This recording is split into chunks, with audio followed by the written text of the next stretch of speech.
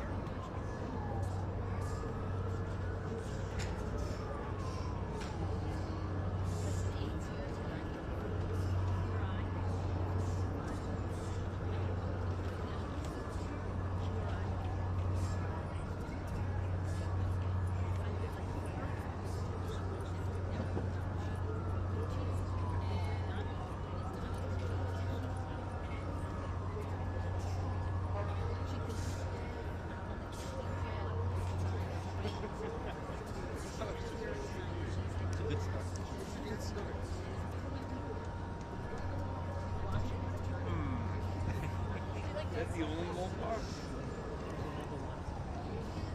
That's the one.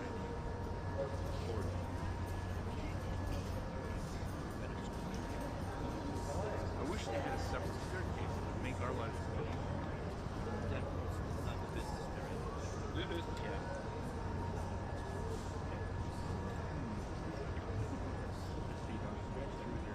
Thank you.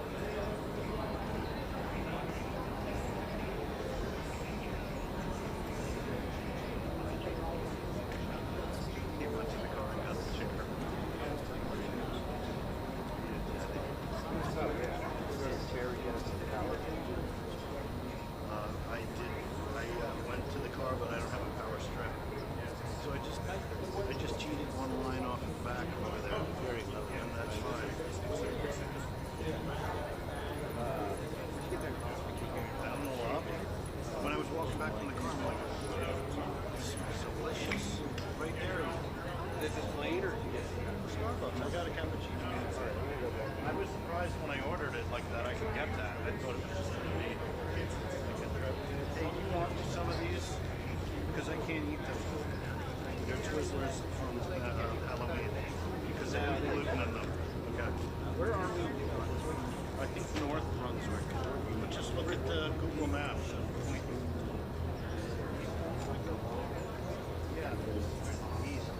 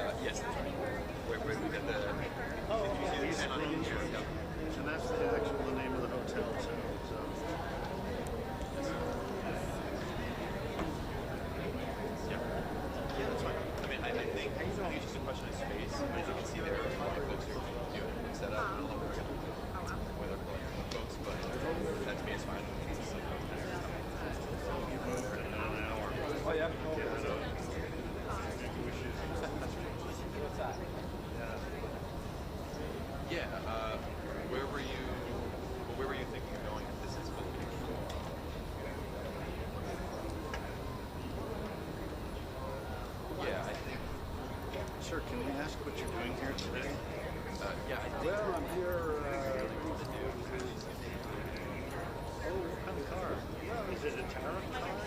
It is a car that... Yeah, well, I think, right, and that's, that would be his question, actually. So, you're giving back to New Jersey in the form of sales tax. That's good. Thank you. Thank you, Lady Sherrill. I did early voting at Hackensack this morning. Whose card is this big guy? Okay. I'm gonna move this. Can you start? Can you come with Can me? we get in here, bro? Yeah. Back there? Yeah. Whatever you want to do. Yeah, but I can't take her anyway. They said it's either there or one. Yep. Thank you.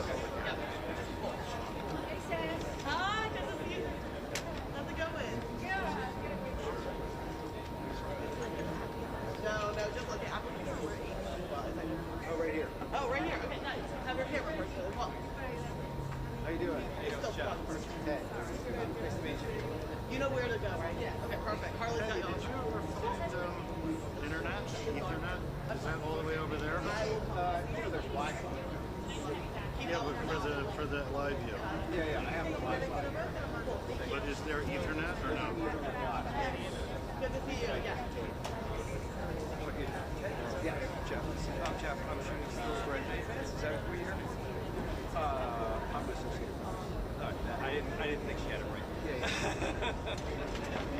That's all right. You're cool. What's that? Okay.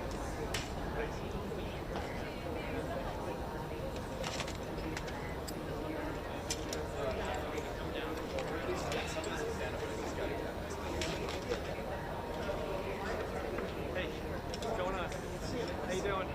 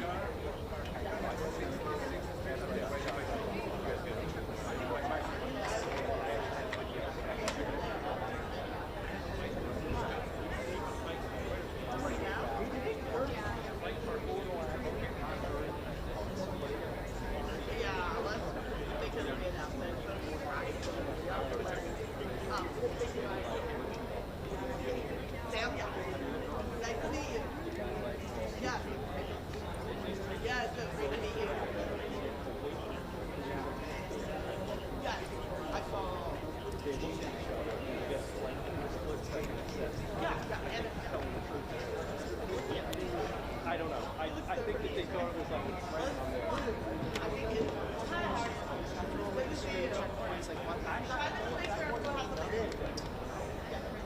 I never had like that.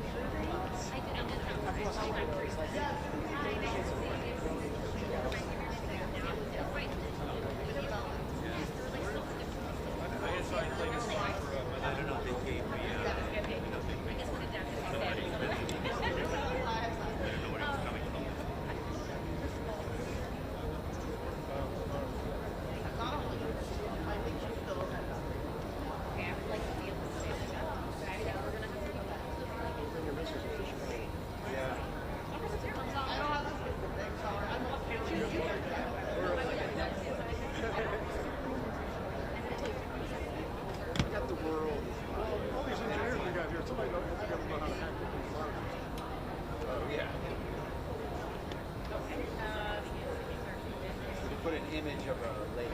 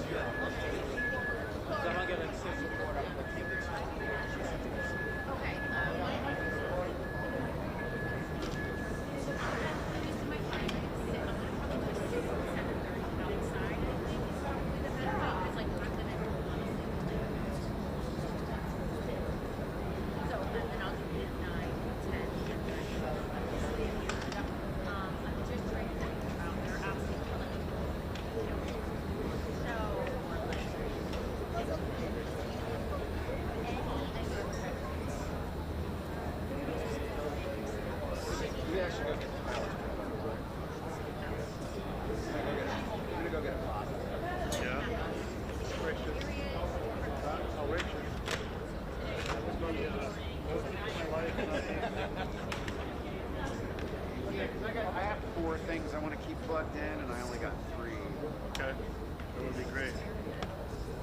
You know, I'll be nicer to you. I got nothing else for you. I don't have carrot juice.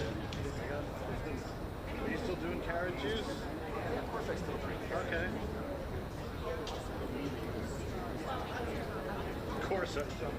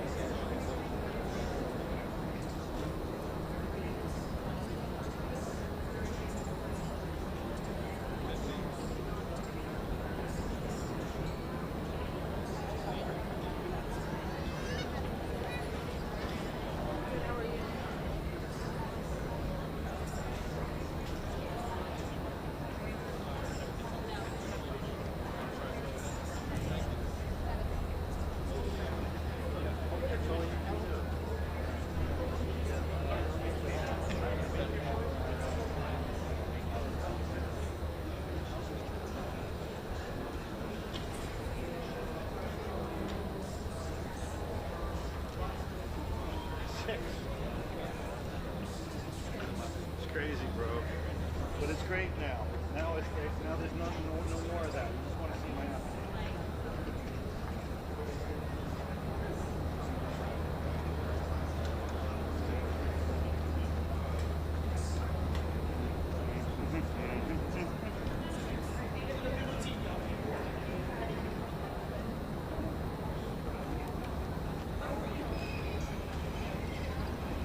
Let's see if the camera works. It's all around on my back.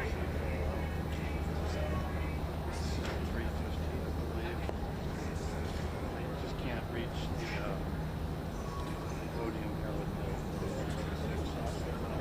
not live. I'm gonna turn it on.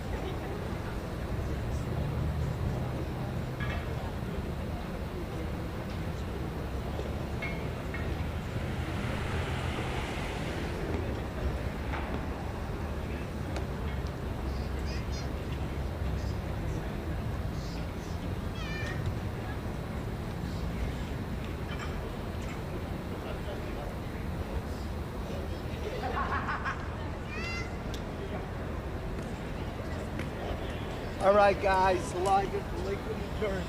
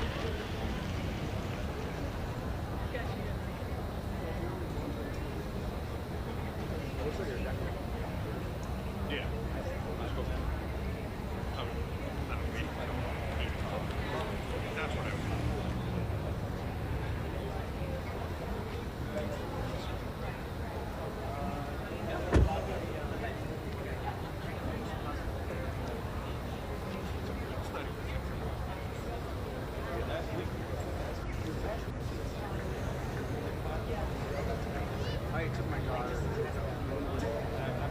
3 weeks ago. Oh, yeah.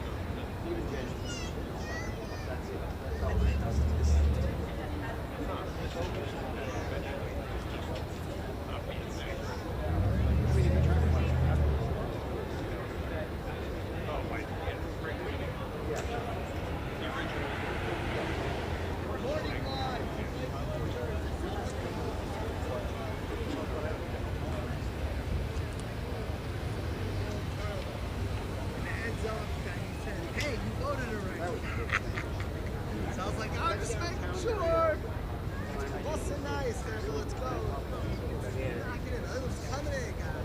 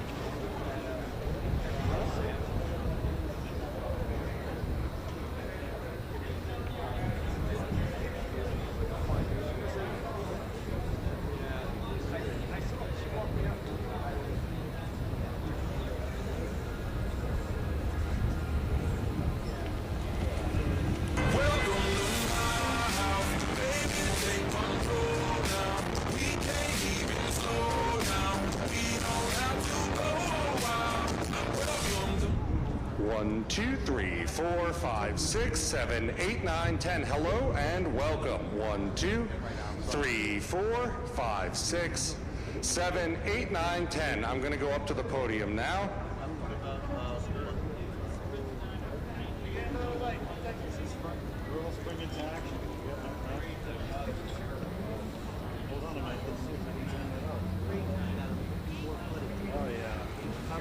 I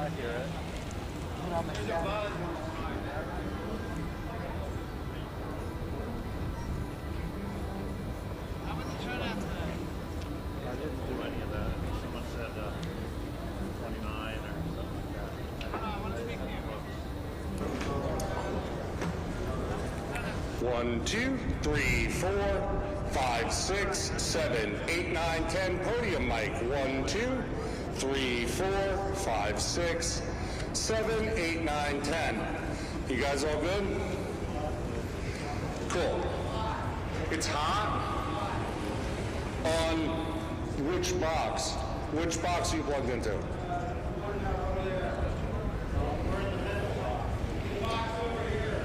That middle box is line level. So if you're in the middle box, it's a line level box. If you're in one of the end boxes, those are mic level boxes. It's still over-modulating at line level?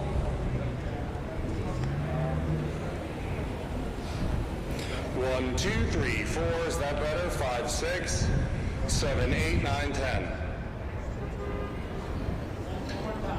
Hey, 1, 2, 3, 4, 5, 6, 7, 8, 9, 10. Hello and welcome. Better? It's borderline. You could come down a little more.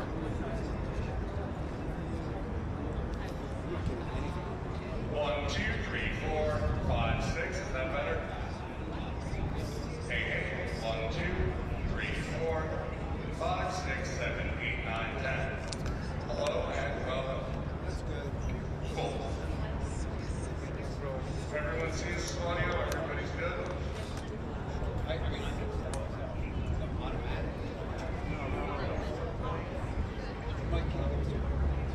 Look at the sign I saw.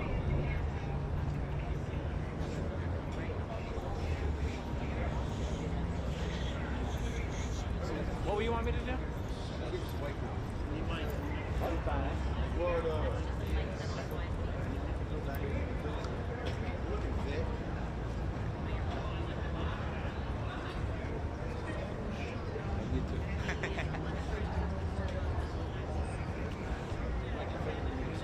How does that work?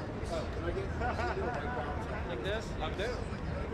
Yeah, that's gonna be too small. Yeah, just right there. But this is from this hot light. Don't do that. Well, I mean, that's why I turned it on. 34. Not up on the bow. Up there? Yeah. Well, show light isn't on anymore. It was on before.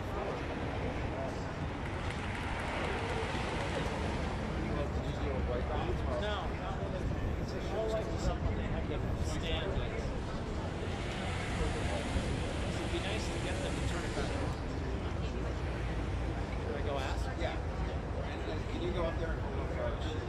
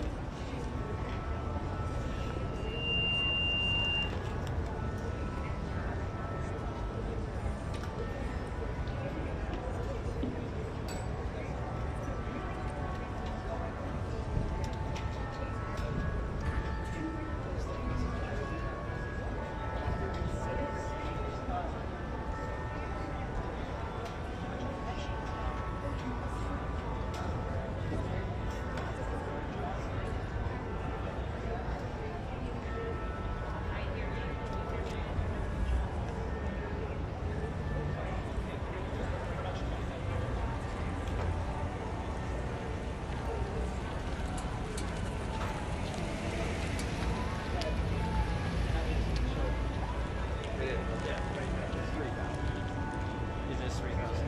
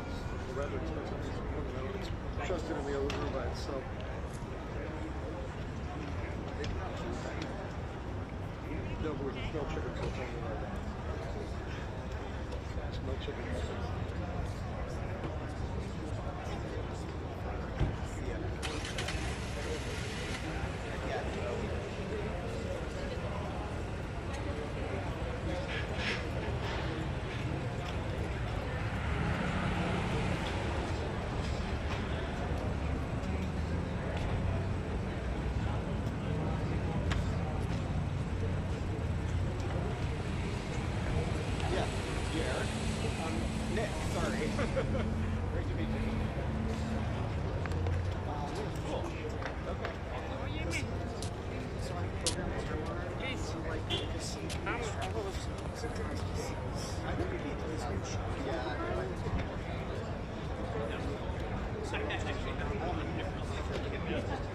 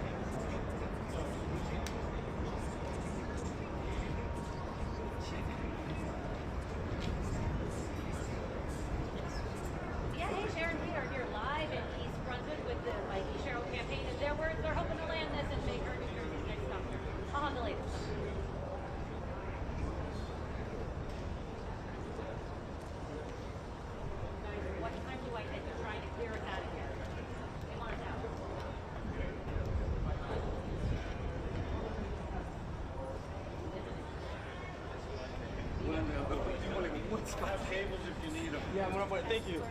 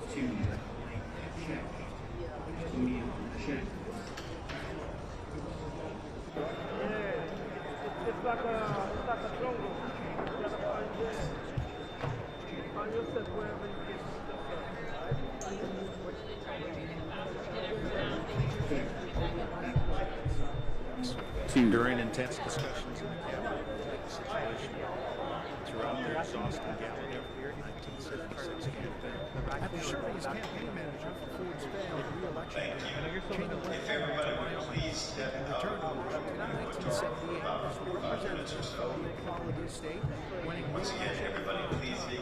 In 1989, Cheney became Secretary of Defense. President George W. against Iraq. When war came, America was ready, and Secretary Cheney's leadership contributed enormously to the victory. Cheney led the White House in 1992 Clinton defeated President Bush. But he remained as a Republican voice, choosing to stay in the private sector. In one of the most arduous and complicated elections ever, Bush and Cheney defeated and Joe Lieberman. The U.S. Supreme Court ruled 2 weeks after the election to cease recounts in Florida. We will always understand the pain of I just have to go flush to the... upon their place, this place.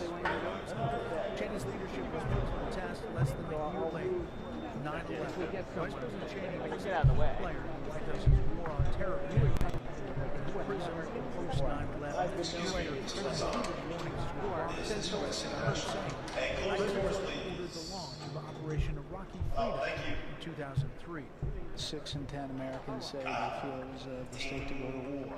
What do you say to those people? We were elected to do a job. Everything's right for the country. The Bush White House had asserted that Iraq had weapons of mass destruction, claimed many of those officials would later retract, and the weapons were never found. Bush and Cheney And then because my girls watch disease. Yeah, they kind of think it's their life during production. I know, it's true. Is it weird? Victoria Justice seems a little bit of crush on mine. It's fine. Ms. Louise, can you hear me clearly? Thank you. Jose, are we clear? Clear.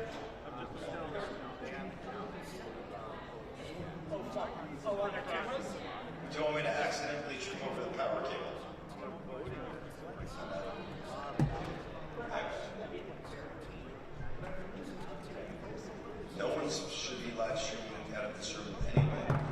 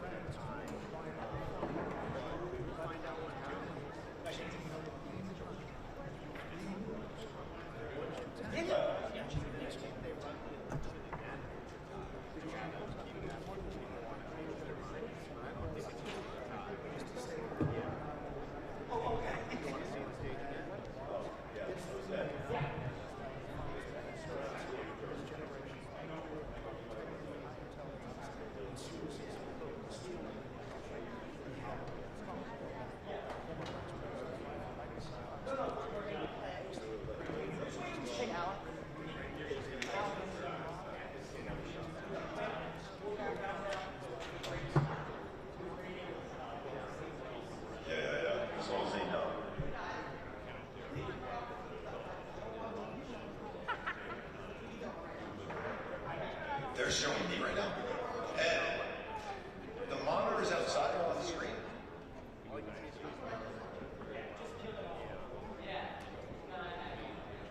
Well, yeah, kill it for outside. All right, guys. I do have to. No, somebody just go outside and turn the TVs off.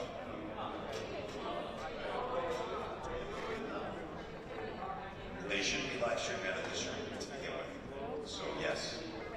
Right? We discussed that, right?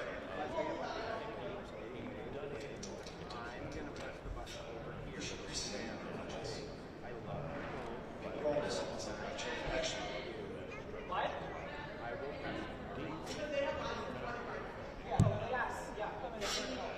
Oh, we know they're stopped.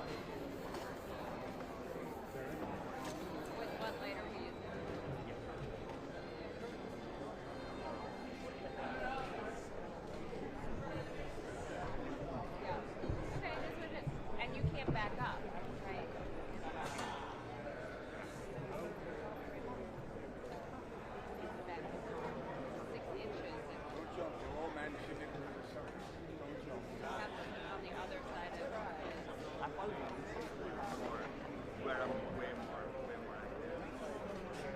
Well, we also have a chair set. Let's see if we can, I'm just wondering if we can put it on the other side of that tripod. Yeah, put it on the other side of that tripod.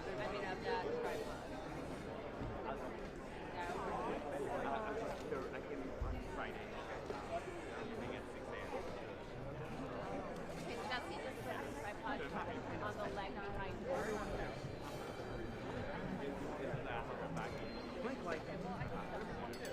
And that buys me like 2 more. Sure, but it's fine if he's What's your first? Well, don't move back yet. Let him get on the other side of you. You're not on the other side of him. Yeah, there we go. And then the other side of the leg. No, and then the other side of the leg. And then push it down and you'll be close. Yeah.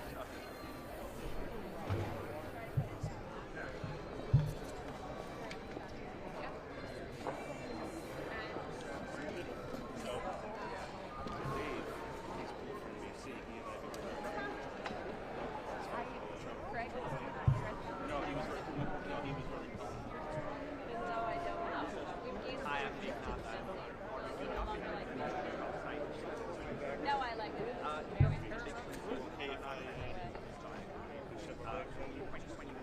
Just shove it up and give it to him. All three of us.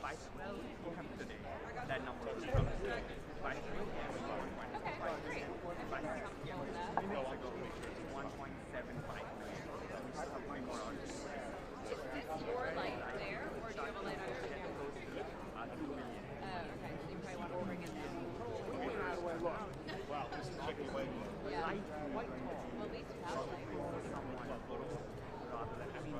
Because there are a lot of voters who aren't sort of as enthused about Cuomo himself as much as they dislike Zohran Mamdani. So when we see such a huge change in terms of it does bode well for Mamdani. And so now you have a lot of analysts also looking at the demographics of voting. So in terms of early voting, My way? Miss Warren. Hi, Linda. I can't wait to stand next to your long legs. What's that? I can't wait to stand next to your long legs.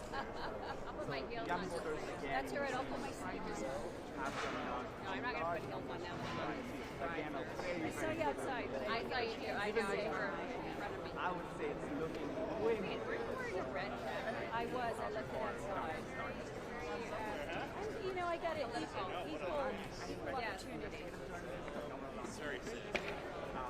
Hey, do you know where the bathroom is, by the way? Yeah, go right back out there. Yeah. Immediately to your right. Okay, yeah, I'm leaving this. Sure. All right, thank you. I'm leaving that here. I'm getting you your mic set up. We might be as early as probably so I was waiting to find out. I will make a talk and run for the rest of the day. Chivalry is not dead, Joseph. I take back everything everybody said about it. I will. Okay, yes. I have an extension cord. You can tell us the camera. Give me David's. You can throw everything else in my cart back there.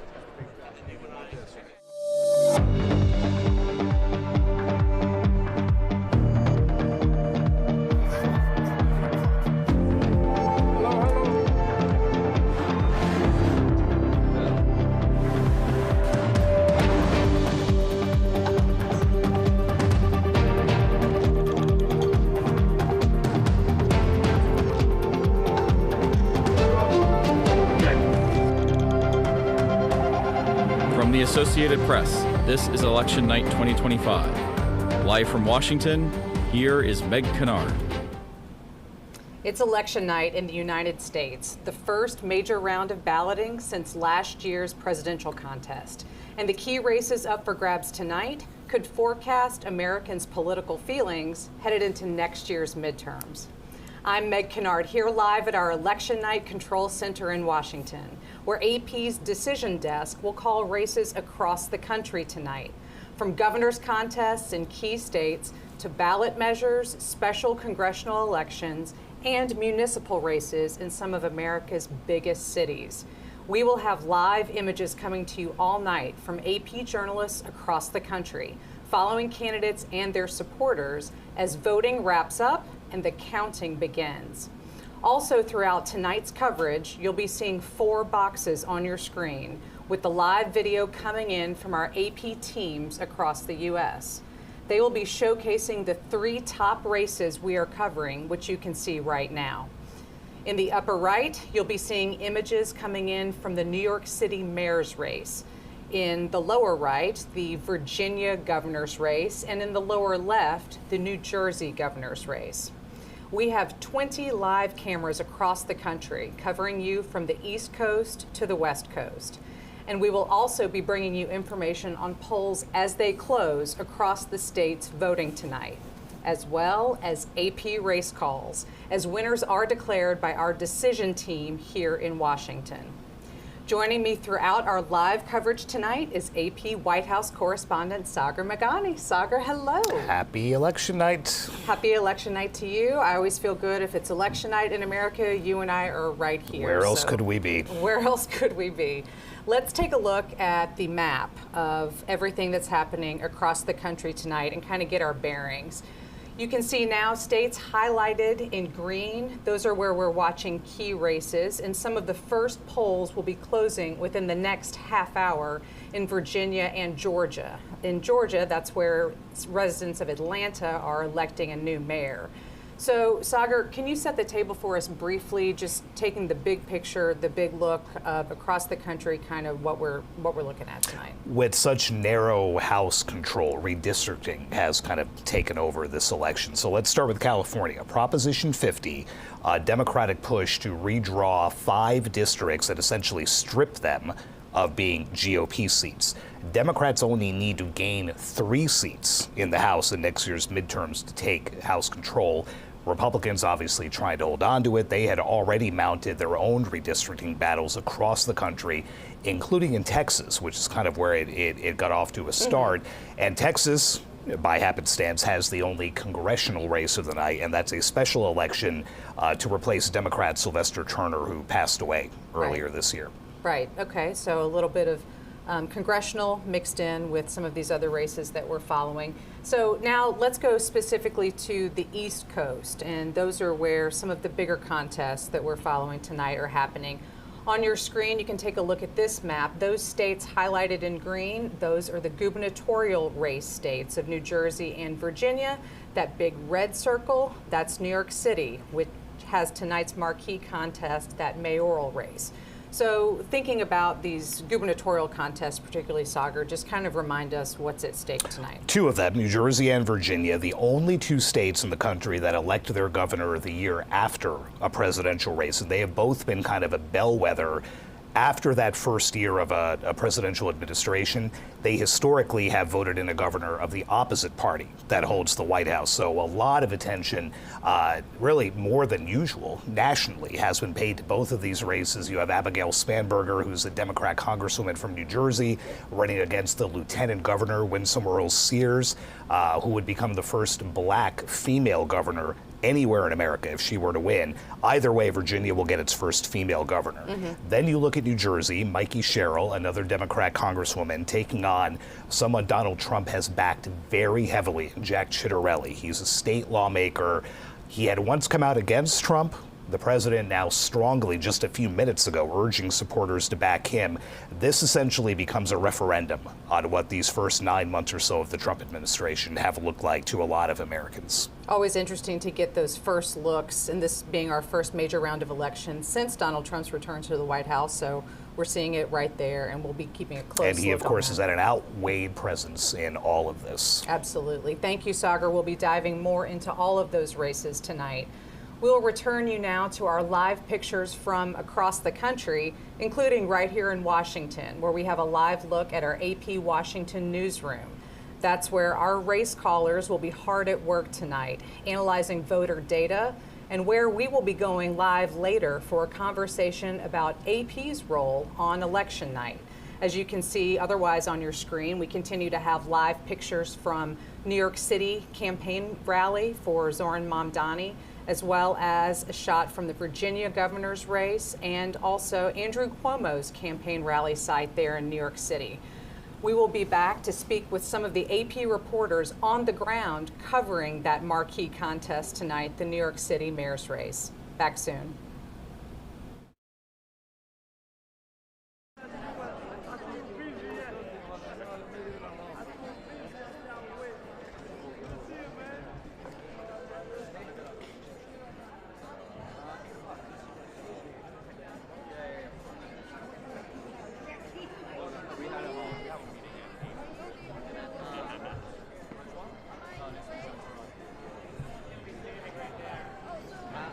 Which way?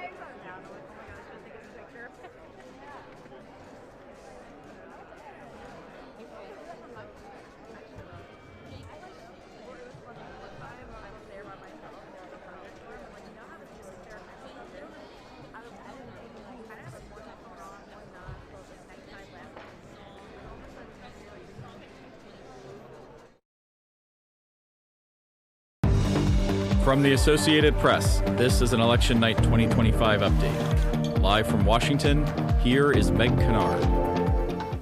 Welcome back. You are now looking at live pictures from some of those top races that we are covering across the country, including the Virginia gubernatorial contest and the New York City mayoral race. That race is perhaps tonight's top contest, with 3 candidates vying to lead the nation's biggest city. This election has been full of ups and downs, from Democratic nominee Zohran Mamdani's digitally focused campaign to the incumbent dropping out but remaining on ballots, and a former governor losing the Democratic primary and now running as an independent. I'm joined now by AP correspondent Philip Crowther, who is live tonight at the election night headquarters for Mamdani. Philip, it's great to have you with us. If you could start by just giving us a lay of the land and what you're seeing and hearing there on the ground in these closing hours, really, of this campaign. Yeah, quiet here right now inside the ornate Paramount Theater in downtown Brooklyn. No members of the public, no supporters of Zohran Mamdani, the 34-year-old state assembly member, have arrived here yet. There are a lot of members of the media here, though. There is huge interest in this New York City mayoral race. We don't expect to see Zohran Mamdani for another few hours yet because, well, first of all, voting is still underway here in New York City until 9 p.m. Eastern time. It began at 6 a.m. this morning, and all indications are that turnout is very high indeed. The latest numbers come to us from 6 p.m. local time here in New York City, from the New York City Board of Elections, that says that 1.7 million New Yorkers have cast their ballots so far. That's the largest number in a New York City mayoral race in the last 30 years. There was early voting also here in New York City that was very popular. Today, on this election day here in the city, we saw 2 of what is considered a 3-horse race. 2 candidates cast their ballots in the city today. That was, of course, Zohran Mamdani, the 34-year-old, very much considered the front runner in the latest polls over the last few weeks. He cast his ballot in the borough of Queens, and his closest competitor, who he beat, of course, in June in the Democratic Party primary, that's Andrew Cuomo, the former governor of the state of New York. He cast his ballot in Manhattan. There is one more candidate, that's the Republican Curtis Sliwa, in again what is considered a 3-horse race to become mayor of New York City. As I mentioned, interest in this contest here in New York City is huge. We have seen this turn from not necessarily a local race, but certainly not a national one, into a race with national consequences and certainly national interest. And here tonight we are seeing international interest as well, with media members from around the world here in Brooklyn tonight. In fact, what we see here around us is more akin to a national primary contest or even a presidential candidates rally in terms of how many people we are seeing here tonight. It's a really big night for the Democratic Party, who will find out whether a Democratic socialist will become the next mayor of New York City. And from here, we will also be bringing you the analysis of how Democrats are doing in the other races in the country. You already mentioned the races for the governorship in Virginia and New Jersey, 2 of the most important races tonight on this election night. Thank you so much, Philip. And you're right, we will be coming back to you later for more analysis in this and other contests. So thank you so much. Looking forward to that as well. Next up, we are going across the river to New Jersey, where the governor's race has at times been a bellwether for how voters are feeling about the party of the sitting president. AP correspondent Mike Sisak is live at an event where supporters of Jack Ciattarelli are gathering on this election night. Hey, Mike, it's really good to see you, too. Now, I'm hoping you can kind of do the same thing for us and give us a sense of how the closing days of this campaign have been going and what you're seeing there tonight on election night. Good evening, Meg. Yeah, we are here at Jack Ciattarelli's headquarters in Bridgewater, New Jersey. Much like at the venue where Phil is, no supporters yet in the room. It's all media here gathered doing reports as we await the closing of polls at 8 p.m. Eastern Time. But there are many supporters at this hotel gathered in the lobby, a festive mood as the last votes are cast. Jack Ciattarelli is the Republican candidate. He's facing off with Mikie Sherrill. This is an open election. Phil Murphy, the incumbent governor, is term limited. He's serving out the remainder of his second term and is not allowed to run again. So you have Jack Ciattarelli making his third attempt to become governor of New Jersey. He lost in a primary in 2017, and he lost to Phil Murphy by just 3 percentage points in 2021. And then you have Mikie Sherrill, who's a U.S. representative, member of Congress. She represents the suburbs in northern New Jersey. She's been in Congress since 2019, and she's even been talked about as a potential candidate down the road for the White House. But as you said, this is a potential bellwether referendum, not only on the president's party, the Republicans, but also on Democrats. In this race, in the last few days, President Donald Trump held a telephone town hall in support of Jack Ciattarelli. He called Ciattarelli a great candidate. And one of the key issues in this race is the cost of living, particularly the cost of energy. And Donald Trump said that Jack Ciattarelli, to him, is the best candidate, the best person he knows on energy that isn't involved in the energy field. And he also said, without citing any evidence, that Jack Ciattarelli will bring down energy prices for New Jersey homeowners by half, whereas he accuses Mikie Sherrill of potentially raising those prices by double. Now, Sherrill, she is proposed an emergency order, one of her first acts as governor, if she's elected, to freeze energy costs from being hiked. That is a critical issue in this race. And she's also focused on fighting Trump. So again, we go to that theme of a referendum on Donald Trump. One of the issues that she has seized upon is Trump's decision to freeze funding for the tunnel linking New Jersey and New York City, the Amtrak rail tunnel. So polls close at 8 o'clock in New Jersey, and we will be watching the votes here from Jack Ciattarelli's headquarters in Bridgewater.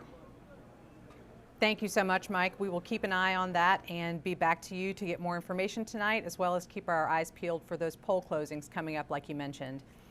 The AP has played an important role in U.S. elections for nearly 180 years. With that in mind, we will return you now to our live look at AP's Washington, D.C. newsroom. This is where our decision desk is going to be making the calls that declare winners in tonight's elections.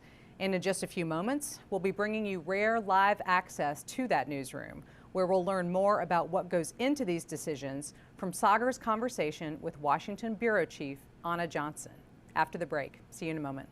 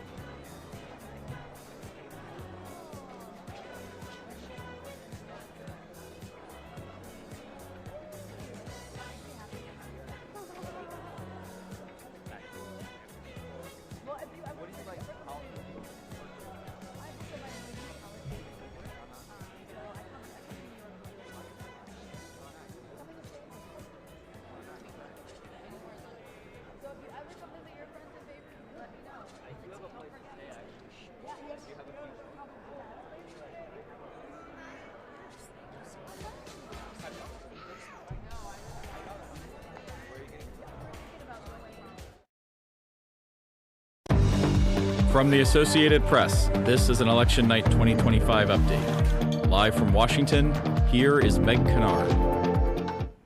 Welcome back. The Associated Press has long been known for our coverage of U.S. elections. Sagar is downstairs in our AP newsroom with Washington Bureau Chief Anna Johnson for a conversation about the role that AP plays in United States elections. Sagar, take it away. Election night, obviously a big night on the calendar every year. It is the biggest night on the calendar here at AP Washington, and the person who knows best how to tell us exactly what goes on behind the scenes. How do these races get called? Anna, give us a sense of all this activity and what it'll be like for the next few hours. Yeah, so we are in the Washington Bureau. This is where it all happens on election night. Behind me you see reporters, editors, producers, all working on the coverage of all of these races around the country. We also have our elections team, and what that means, we have our race analysts, our vote count team, and of course our decision team, who they tally up the vote, they analyze the vote, and they will declare winners in these races tonight. We always call this internally the AP's single biggest act of journalism. For a company that does incredible amounts of journalism every day, what is the scope of this and the tradition, and what does it mean to the AP and to everyone here to be able to pull this off, essentially? Elections are just a fundamental part of the Associated Press. We've been calling races since 1848, so a really long time. And, it is one of those events that it truly is sort of the single largest act of journalism. The whole company gets involved in our elections coverage in some way, shape, or form. And so on election night, it's always a special place to be here in the Washington Bureau and to see and be part of all of this. Obviously, this is an off-year election, so it's a little smaller than what you might see in a midterms or presidential election when we're calling, 5,000 contested races. It's a bit fewer races this time around, but it's still just a huge part of who the AP is. And this is not just for internal use. This is not what we're putting on the wire or on the radio or on TV. This is going out. What we call here is going out all over the place. Absolutely. Obviously, it's on our platforms, but we have customers all over the United States and all over the world who depend on the Associated Press, on our coverage, and of course on those race calls. They really do. And so once the AP calls a race, you'll see that all over the world. We've got poll closings coming up, so we will let you get back to it. Thank you so much, Anna. Thank you. A lot more votes to come in, a lot more races to call, and we will have it all for you later on after we get back to Meg Kennard. Thank you, Anna, and thank you, Sagar. We will be utilizing and relying on information coming from that newsroom all night on this live stream, and we thank you so much for that. We will be back with you near the top of the next hour as polls start to close on the East Coast, and as we draw closer to some of tonight's first AP race calls. We will return you now to live pictures across the country, including New York City and Virginia, where we have images coming into us now from Democrat Abigail Spanberger's campaign. Polls will be closing soon in Virginia, and we will be bringing you more information on that contest as this live stream continues. Back with you soon.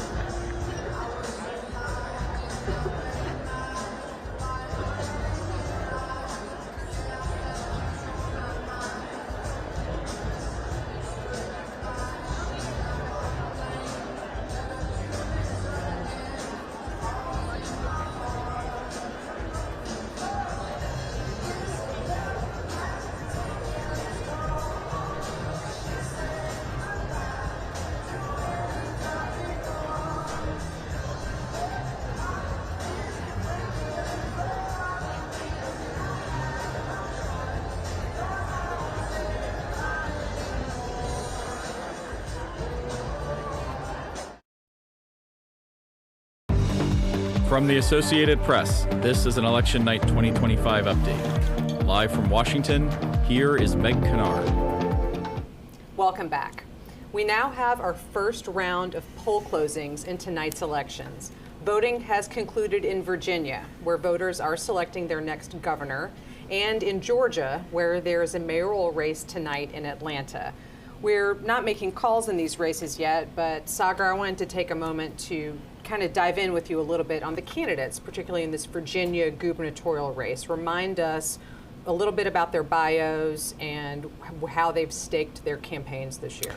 There will be history made one way or the other. Virginia has never in its long history had a female governor. It will be one of these two candidates. You have Abigail Spanberger. She's 46. She's a sitting member of the House of Representatives.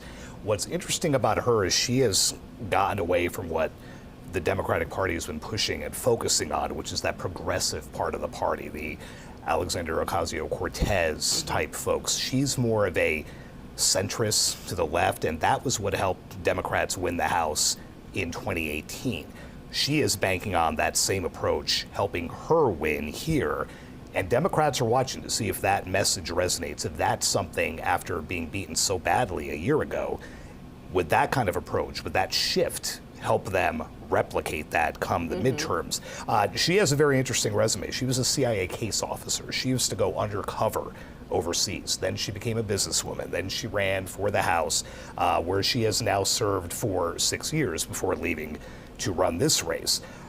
She had Barack Obama campaign with her over the weekend, the biggest name in Democratic politics. Right. Contrast that with Winsome Earle-Sears, who is the sitting lieutenant governor, staunch conservative, backs Donald Trump. Donald Trump did not endorse her. Donald Trump did not say her name during a tele-rally for the GOP ticket. Right, he's just said, I support Republicans. I support, you should vote for the Republican candidate. He held a rally for them and never said her name. So that doesn't bode well from the perspective of a lot of Republican voters who say, oh, Donald Trump backs them, I'm going to back them too. So it'll be interesting to see whether that plays in. She has an interesting background as well. She was born in Jamaica, immigrated to the U.S. as a little kid, also served in the military. She was an electrician in the Marine Corps, then became a business owner, then started running for lower offices in Virginia. She is the only woman to have been elected statewide like that. She would become the first black female governor anywhere in America if she is able to pull off what at this point does not seem very likely based on some of the polling. Abigail Spanberger's all but written her off, but we'll have to see what happens there. Certainly, and now that polls are closed, maybe we'll start to see some of those results coming in, and then we'll get closer to those AP race calls from tonight. So thank you so much for that recap. We'll be back with you in the next half hour as more polls close in Charlotte as well as Cincinnati, which is holding a mayoral race of its own tonight. We will also keep watching live video from tonight's major races, including New York City, as you see on your screen with that top mayoral contest tonight. We're also going to bring you some live pictures from Houston, where voting is going to be wrapping up in the next couple of hours, but we are seeing some long lines outside this polling location that you see as folks are getting off work and stopping by their polling place to cast their votes. We'll be back with you soon.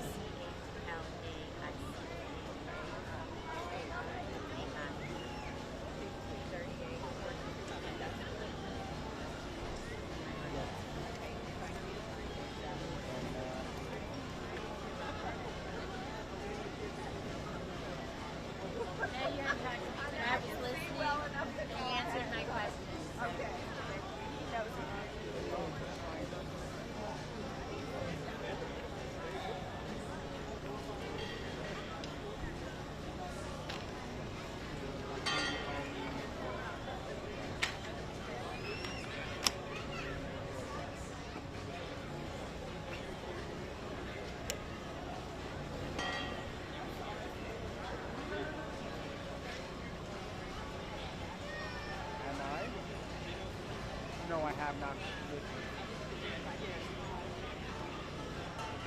They know that.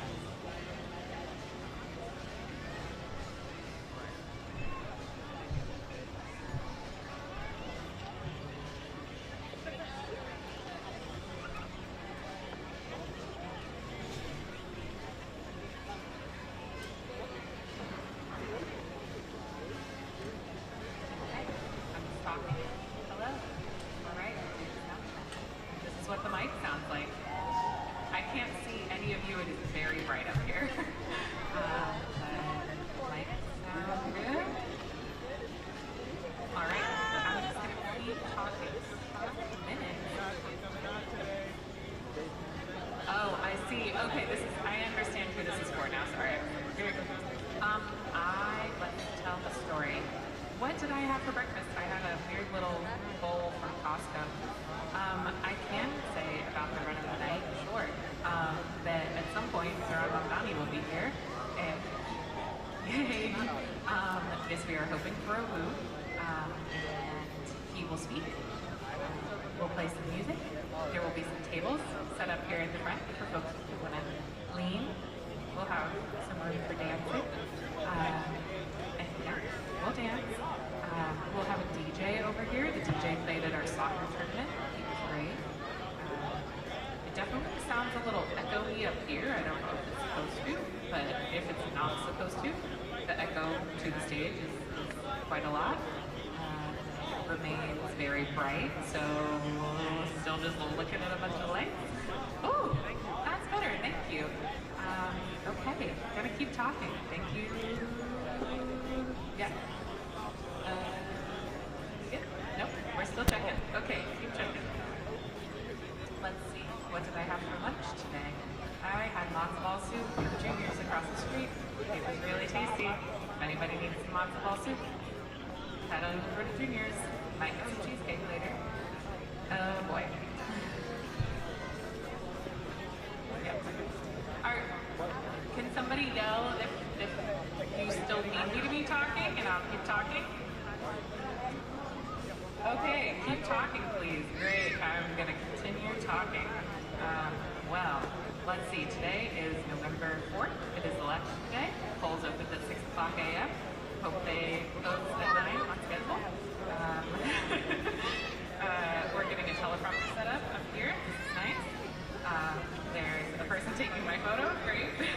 I'm glad I got my glam on before I did sound check. We are still checking. Folks in the back.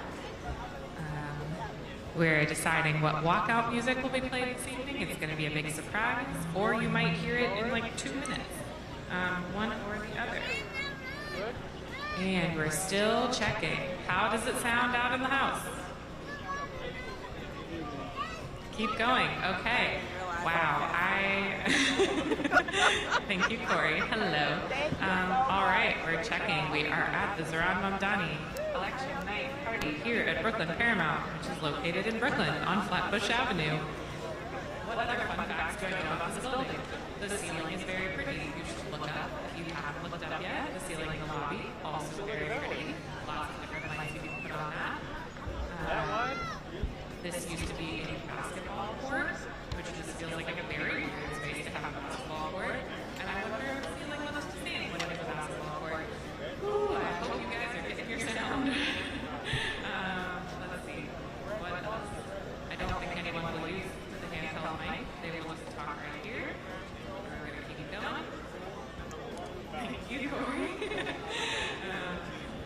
Yes. Okay. And we are sound checking.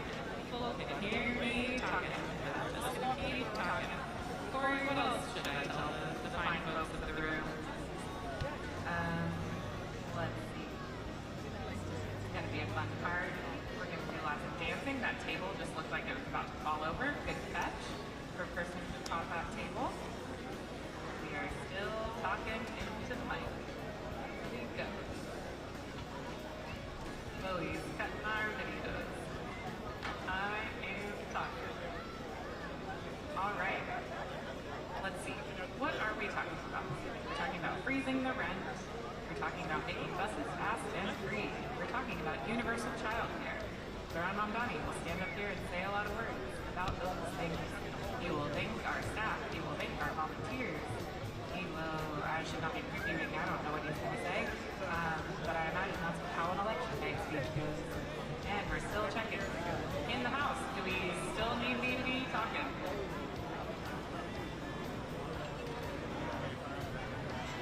All right, I think we are done sound checking.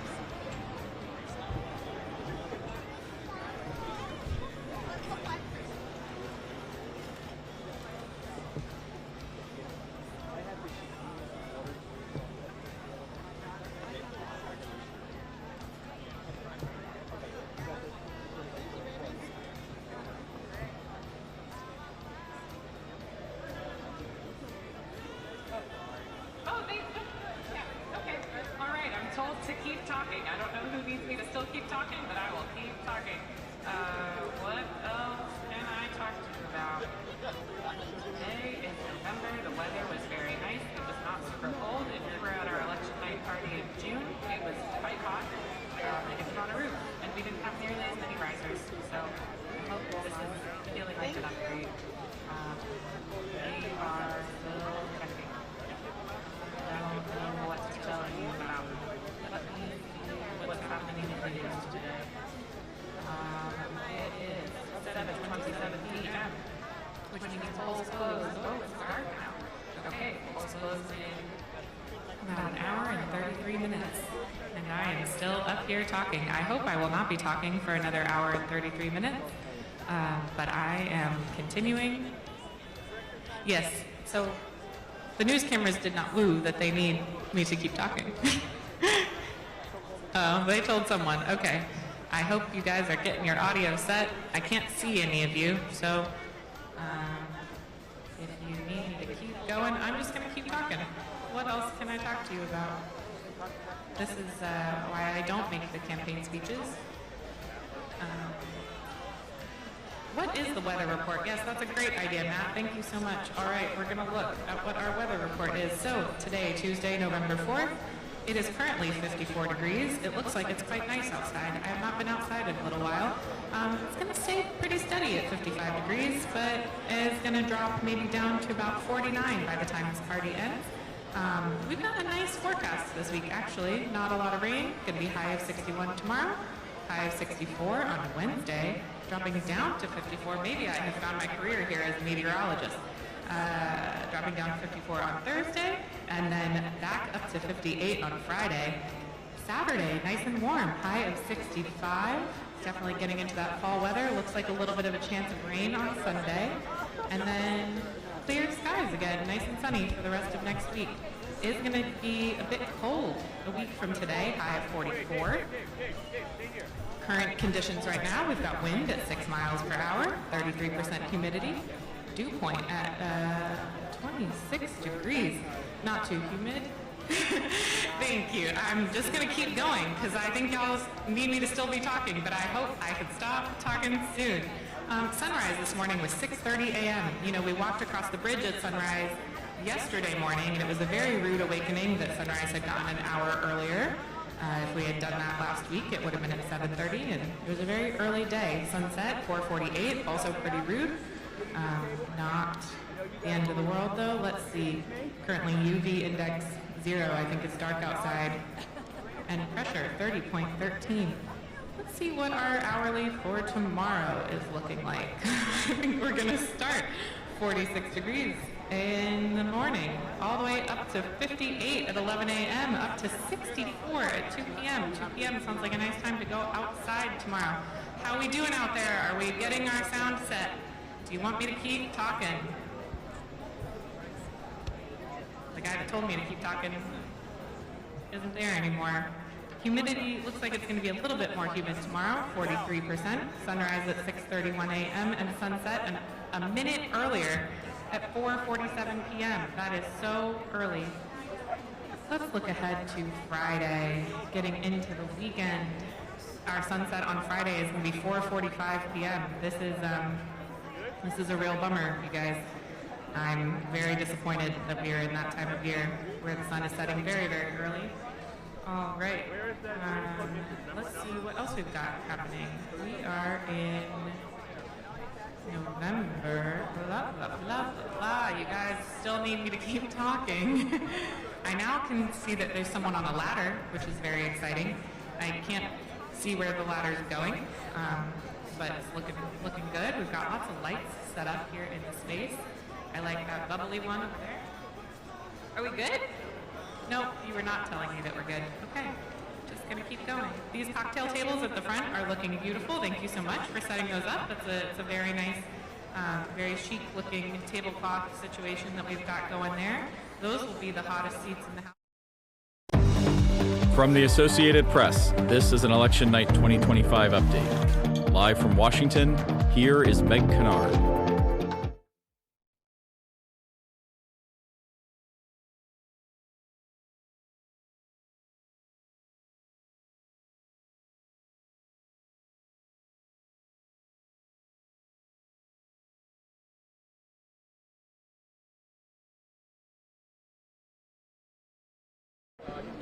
What about now?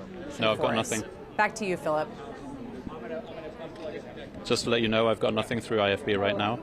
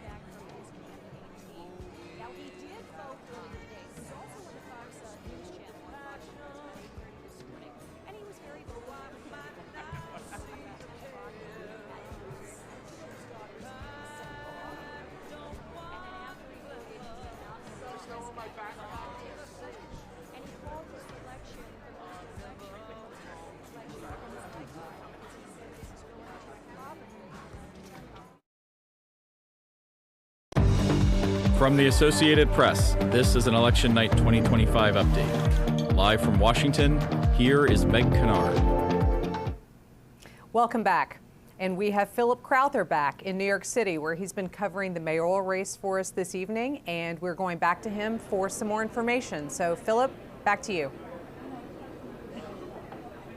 Yeah, and it's great to be with you from the ornate Paramount Theatre here in downtown Brooklyn. This is the headquarters for Zohran Mamdani tonight, for the 34-year-old state assembly member here in New York. This is where we expect him to give his speech later tonight, a speech that, of course, he himself hopes will be a victory speech. A little note on timings here in New York City. Voting underway. We still have just about an hour and a half to go of voting. It closes at 9 p.m., started at 6 a.m. this morning, and of course here in New York City there was early voting as well. And it's worth noting that the numbers, the participation in this mayoral election so far, those numbers are very high. The New York City Board of Elections says that 1.7 million New Yorkers have voted so far. That was at 6 p.m. tonight. Now, I mentioned earlier when we spoke, Meg, about the interest in this race, and that I noted that I hadn't seen this much media interest in a mayoral race, and certainly hadn't seen this much media interest in anything maybe outside of one of the big primaries ahead of a presidential contest, or even a rally held by a presidential candidate. We're seeing interest from local media, from national media, also from international media. A lot of journalists here, and among them is Tara Palmieri, who's joining us now here at Zohran Mamdani's election night party. Tara Palmieri, who hosts the Tara Palmieri Show on YouTube. Thank you very much for joining us here. Thanks for having me. It's a pleasure. Now, we mentioned the enthusiasm around Zohran Mamdani and also the interest in this election, first of all, those high turnout numbers. Have you noted that enthusiasm here in New York City for Zohran Mamdani, like a lot of people have mentioned over the last few days and weeks, as interest has ramped up? Absolutely. I mean, you've seen early voting through the roof. My doorbell has been rung many times as people have tried to encourage get out the vote. There's always been this sort of enthusiasm around him. He is seen as a wrecking ball for the establishment. Andrew Cuomo, his rival, is seen as an avatar of the establishment. And he has just brought this enthusiasm for progressive politics back to the city after, I think, an electorate pretty disillusioned by Eric Adams and his tenure, and really hoping for more programs that people in this city who are struggling with affordability can enjoy, so that the city can be for strivers, not just for the hedge fund types, for the Wall Street titans, that people who come here to dream can have a chance. And so you're seeing a lot of young people coming out, and they're the ones who are really hitting the streets and the pavements for Zohran. And I haven't seen anything like this, even from Bill de Blasio's campaign, even though he ran on a very similarly progressive agenda. It's just that Zohran is sort of this once-in-a-generation type of candidate in the way that he speaks to people in his social media posts, his youth. I mean, he's 34 years old, right? This big smile, his viral videos. He's kind of illuminated what it is to be a New Yorker with his, videos of eating halal and talking about what everyday New Yorkers care about. And, in contrast, you have someone like Andrew Cuomo, who really hasn't done much retail politicking at all. He hasn't been shaking hands. He really ran what some would call a Rose Garden campaign after the debate, an event, 2 events a day. You would think that someone who's really fighting for it would work harder, but he's had the establishment behind him. He's had the retail lobby. He's had the donors. And Mamdani's run a grassroots campaign with a lot of really wealthy people working against him. And Mamdani's somebody who, as we noted from what you said, a lot of people think they know on first-name basis, right? He's known as Zohran simply by a lot of voters here in New York City. Now, what are some of the reasons that voters have told you why they are voting for Zohran Mamdani? Now, he is the front runner, of course, to become mayor of New York City tonight. What are some of those main reasons? Do they fit with the program that he has as mayor of New York? I think it's absolutely about affordability. I mean, he is promising child care for all, universal child care.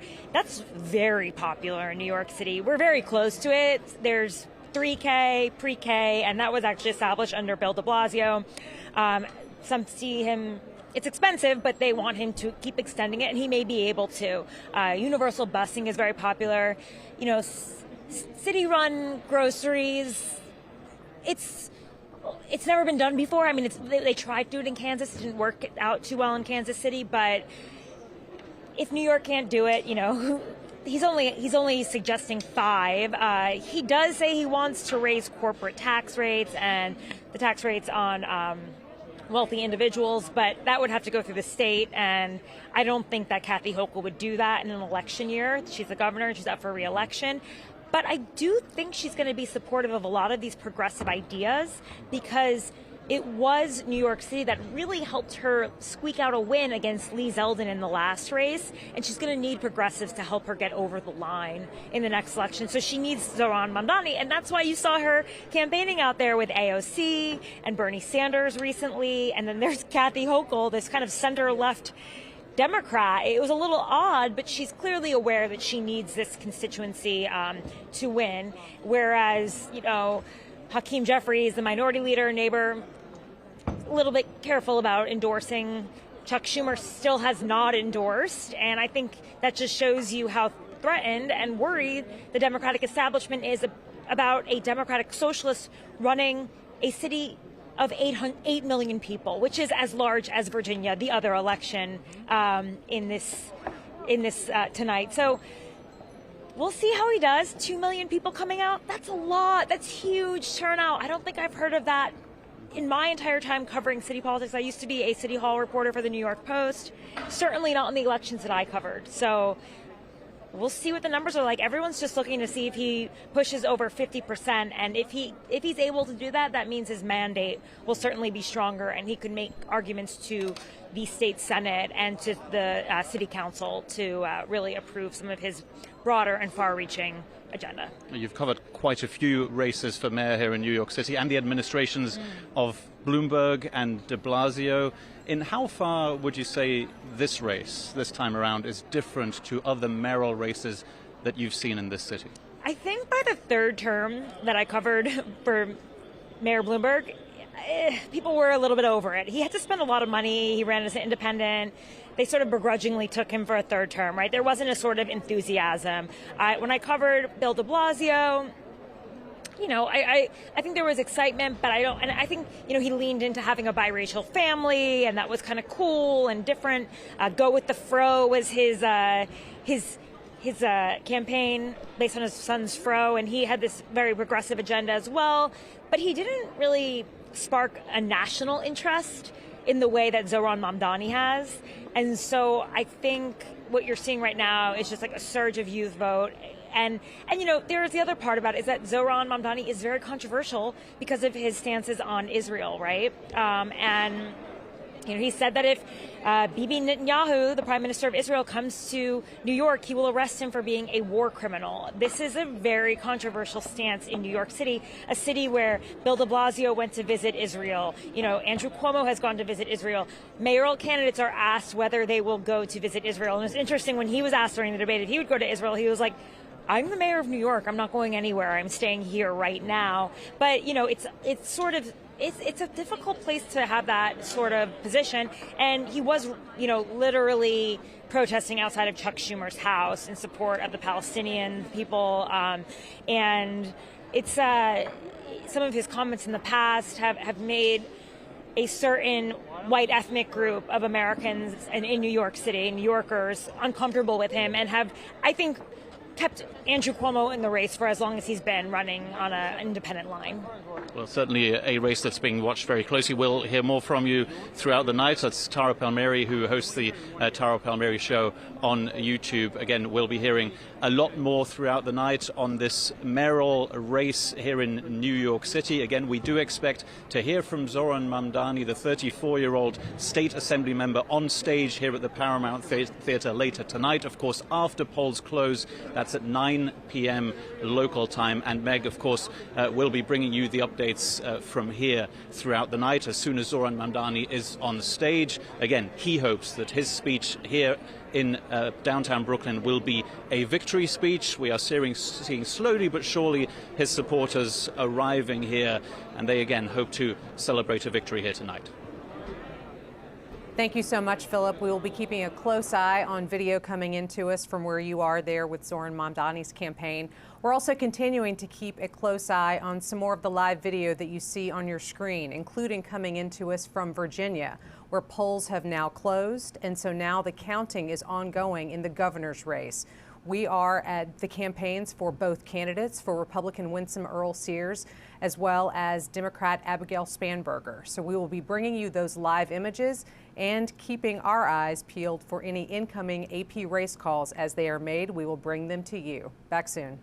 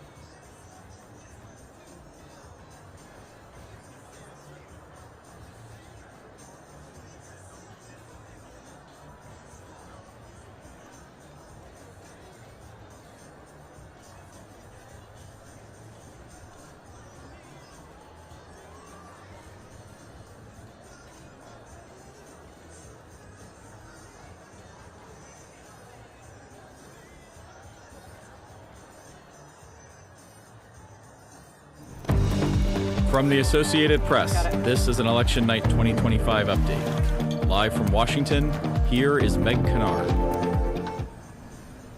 This is a breaking alert that has just moved on the AP wire. The Associated Press has determined that Democrat Abigail Spanberger has been elected as Virginia's first female governor. This call comes about an hour after polls closed in Virginia, the first in the wave of poll closings happening this evening across the country. Joining me to dive further into this race is Zohran Mamdani. Zohran, so let's recap. What was at stake in this race, and what does it mean now that AP has declared Spanberger the victor? Like the other races all around the country, Meg, this is essentially a referendum on the first 9 months of the Trump term. He lost Virginia in 3 straight races, but gained ground in the most recent presidential election last year. So this was essentially a test of whether someone like the sitting lieutenant governor, who is generally in the Trump type of mold, Winsome Earle-Sears, could be a Republican that would win in a swing state. That obviously did not happen. This call came very quickly. Abigail Spanberger, who has been more of a centrist Democrat than a lot of the progressives that we've seen, that seemed to resonate with voters there. Keeping in mind that Virginia's been particularly hit hard by a lot of Trump policies. More than 100,000 federal workers in the state. So the government shutdown that as of midnight will become the longest in American history has hit hard there. And Spanberger made it a point not to directly go after Trump in her rally. She often didn't even name him. She just talked about ways the state could move forward. That obviously resonated over picking someone who, again, is in Trump's general mold. So definitely in this campaign, and I've seen it every time I'm here in Washington, all of the ads, the influx of discussion about things that the Trump administration has brought to Virginians, but also coming here from here in the capital area, spilling over into Virginia, as you referenced, that could have been on a lot of people's minds. This is partly what the GOP feared, was that there would be backlash, and there always is the year or two after a presidential election. But again, this was a testing ground of sorts to see whether that Trump message played. It did not. It's notable that the president barely backed Winsome Earle-Sears. We mentioned it earlier. He had a tele-rally for the candidates last night. Never once said her name. Right. All he generically said was vote for the Republican. Didn't say her name, never endorsed her, never stepped foot in Virginia for campaign purposes. So he essentially stayed out of it while giving full-throated support to the GOP candidate for governor in New Jersey. This was categorically the opposite, and as a result, Democrats win back the governor's seat after Glenn Youngkin, the Republican, won 4 years ago. Right.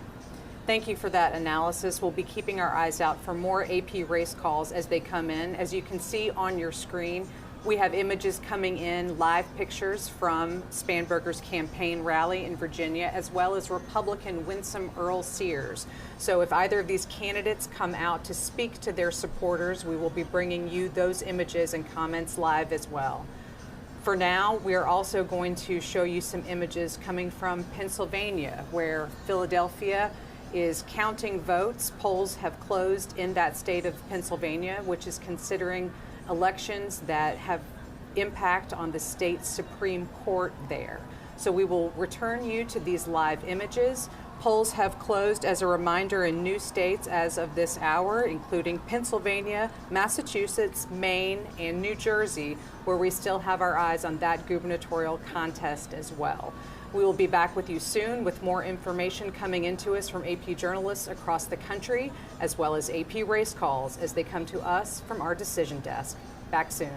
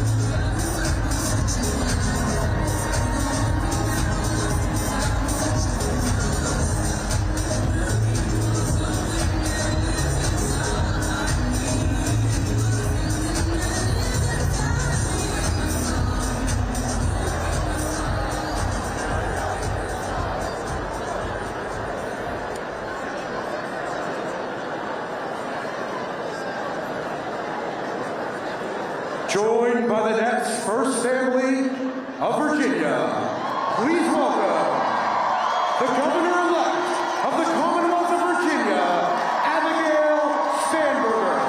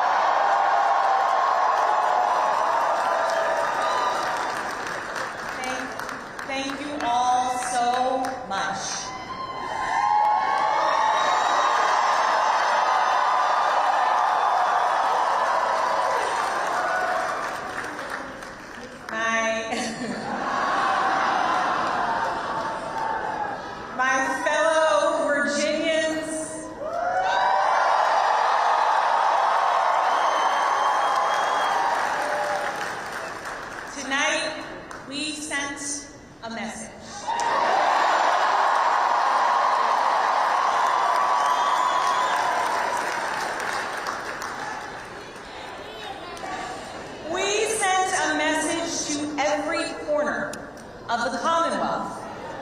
A message to our neighbors and our fellow Americans across the country.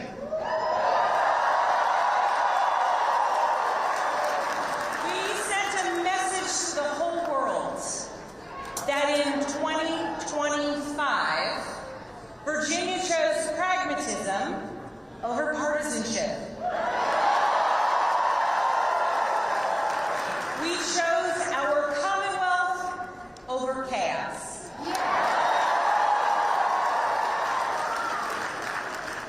You all chose leadership that will focus relentlessly on what matters most. Lowering costs, keeping our communities safe, and strengthening our economy for every Virginian.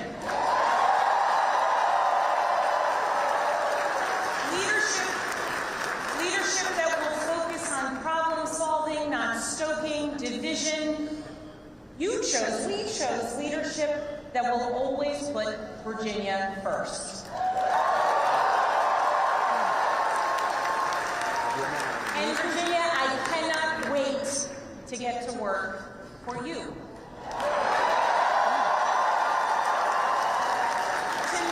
Tonight we turned a page. We turned that page by listening to our neighbors, focusing on practical results, laying out a clear agenda and leading with decency and determination.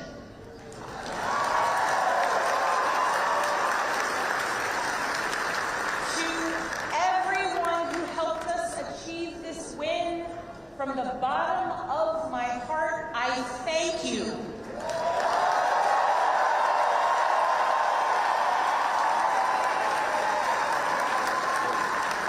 I thank you for the trust that you have placed in me, and it is the honor of my lifetime to be elected the 75th governor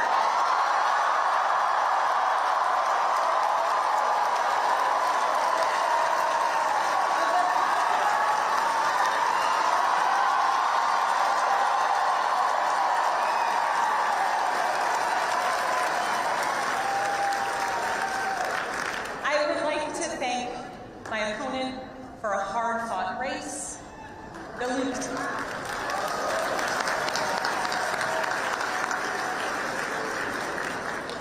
Lieutenant Governor's story, her military service, and her years of service here in Virginia deserve our respect and our gratitude, and I ask that you join me in wishing her and her family well.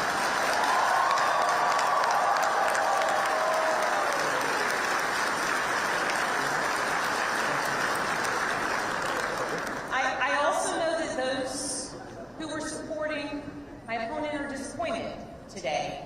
And to those Virginians who did not vote for me, I want you to know that my goal and my intent is to serve all Virginians.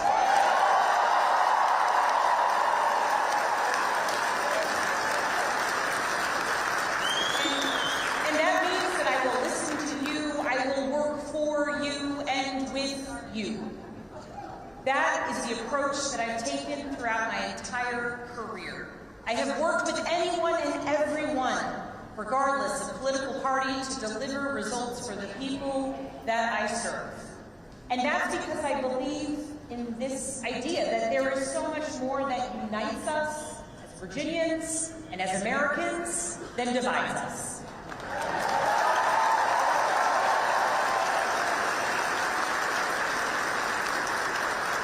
And I know in my heart that we can unite for Virginia's future, and we can set an example for the rest of the nation.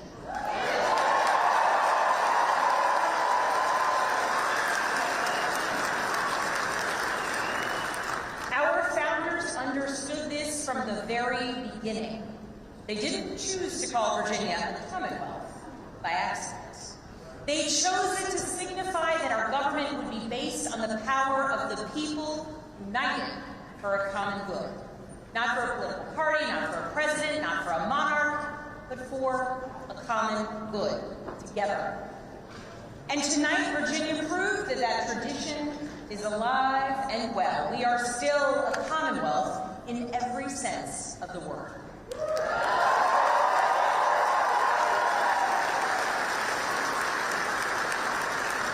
We are built on the things we share, not the things that pull us apart. And I am proud that our campaign earned votes from Democrats, Republicans, Independents, and everyone in between.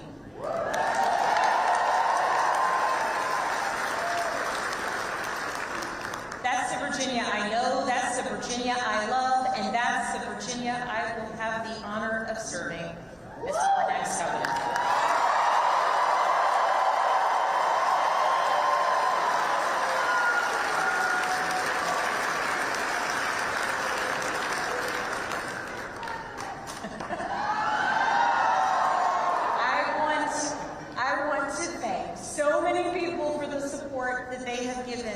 To our campaign. Thank you for your work. Thank you for your support. To our tireless volunteers, to those who believed in me, thank you.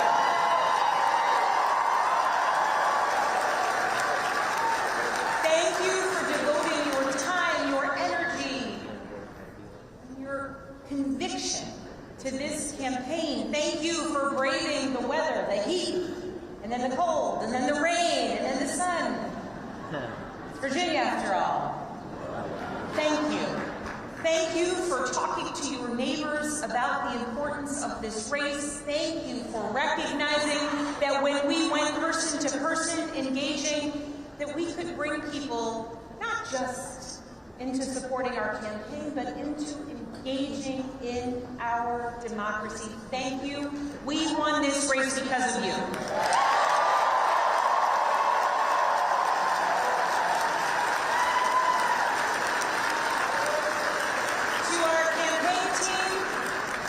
You're the best in the country.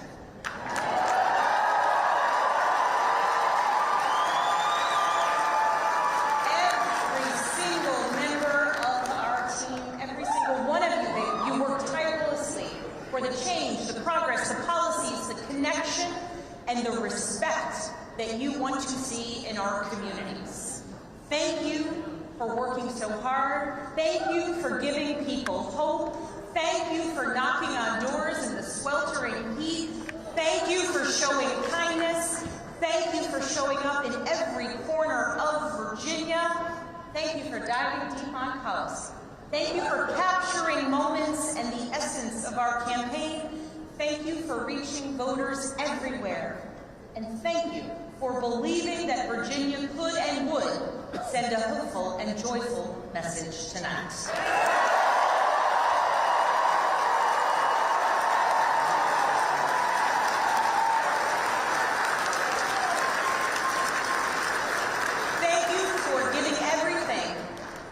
To this campaign and then some. And thank you to my family.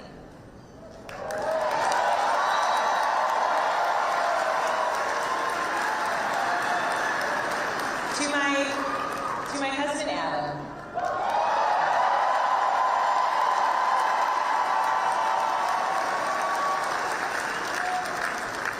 My partner in everything. I love you with my whole heart. I am grateful for you, and it is very strange to declare my love for you in front of millions of people.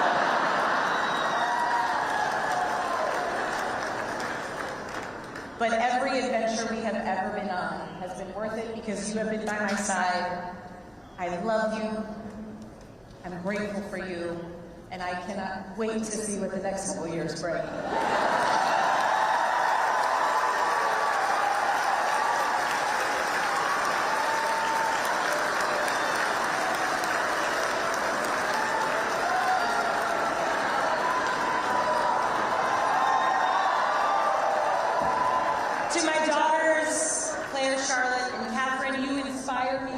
Motivate me every single day.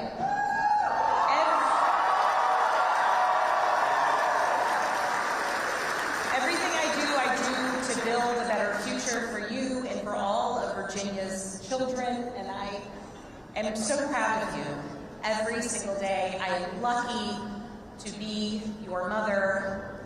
And Catherine, you did not clean your room today as you promised me.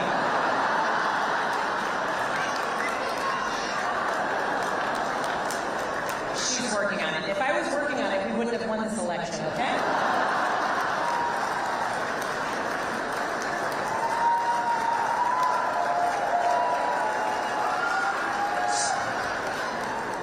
To my sisters, my dearest and earliest friends, I love you. I love you, I love you, I love you. To my friends who have traveled from around the world to be here with me today, thank you. Thank you for making me who I am, and thank you for always believing in me. And to my parents, I love you. Thank you for leading by example every day. And I know that today is a day that you all could have never imagined. But you taught me the importance of service to others and relentless hard work. And Mama, when I think about your life, from the time spent in foster care to putting yourself through nursing school and the challenges along the way, you made clear to us that to whom much is given, much is expected. And,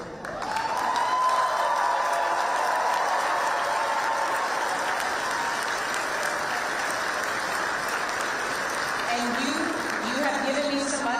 your own struggles and your own challenges, and I know much is expected. Dad, thank you for your example of service and tireless devotion to family and country.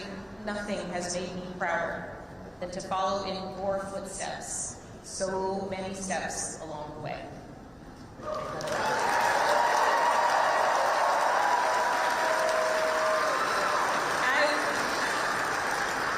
I've talked a lot throughout this campaign about the importance of service and how it's shaped my life and my approach to public office, and that all came from my parents. But this commitment to service, it is not unique to my family. It's ingrained in so many of Virginia's families. It is part of Virginia's story. Here in Virginia, this is where American democracy was born and where we are still working to perfect it today, where James Madison built the framework for our Constitution to protect us from tyranny, where Washington and Jefferson fought to establish a government of, by, and for the people. It is also the place where Barbara Johns, a 16-year-old student from Farmville,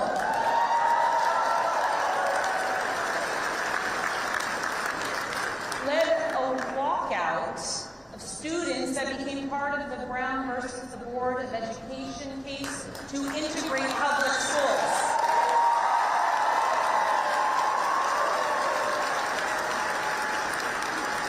Barbara Johns never gave up, and she showed us that no matter your age, you can be part of the change and the progress that you want to see here in Virginia and across the nation. We are a nation founded on ideas, but we are a country where it is up to us, the citizens, who must put those ideas into action. It is us, the citizens, who work to make the change and progress and build upon the foundations laid out for so many years. And Virginia, now it is our time to lead. Tonight, it's hard not to reflect on the nearly 2-year journey that we've taken together on this campaign. And just a few minutes ago, Adam said to our daughters, your mom's going to be the governor of Virginia.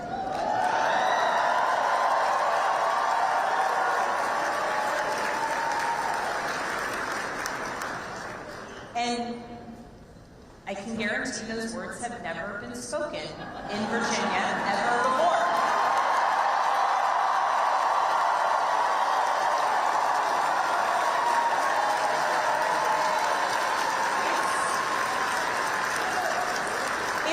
It's a big deal that the girls and the young women I have met along the campaign trail now know with certainty that they can achieve anything.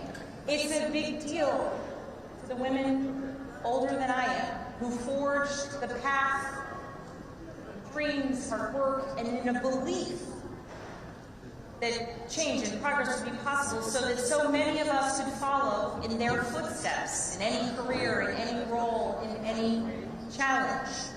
The history Virginia is making tonight, it is yours. And I thank those who have come before me, and Mary Ciattarelli in particular.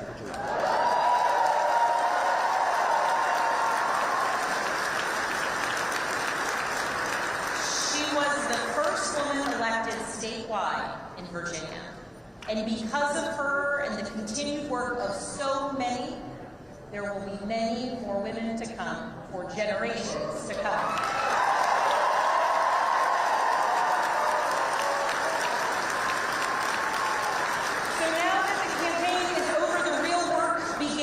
Because this was never about just winning an election, it was about what comes next. It's about the governing. Virginia voters made our choice tonight, and that choice was loud and clear. We are going to work to lower costs of renting, buying, or staying in your home. We are going to cut red tape and build homes families can actually afford. We're going to lower home care costs. We're going to crack down on predatory pharmaceutical practices and surprise billing.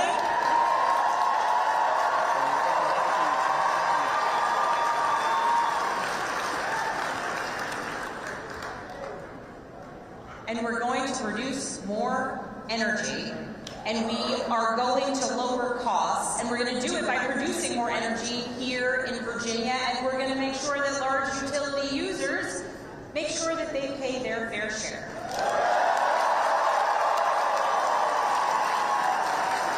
We're going to grow Virginia's economy by investing in apprenticeships and job training of the future.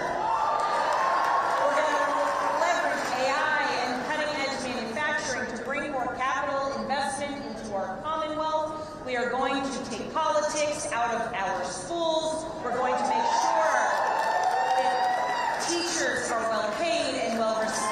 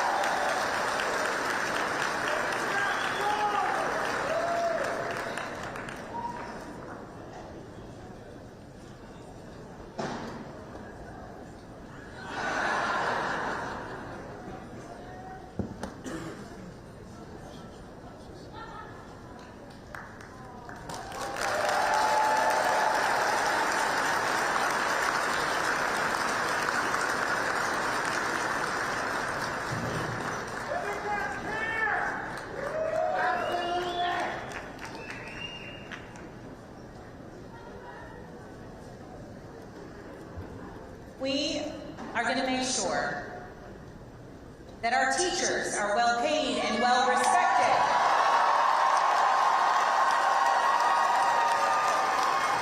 So that our students can focus on actually learning and so that parents know that their children will succeed.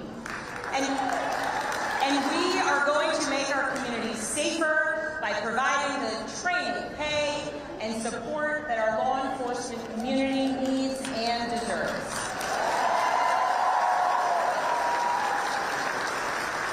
These aren't slogans on a bumper sticker. They are actionable policies that I am ready to implement starting on day one. And starting now, that work begins. So as we begin this transition to a new administration, I want to be absolutely clear about a couple things. First, Virginia is the only state in the South that hasn't restricted women's reproductive rights since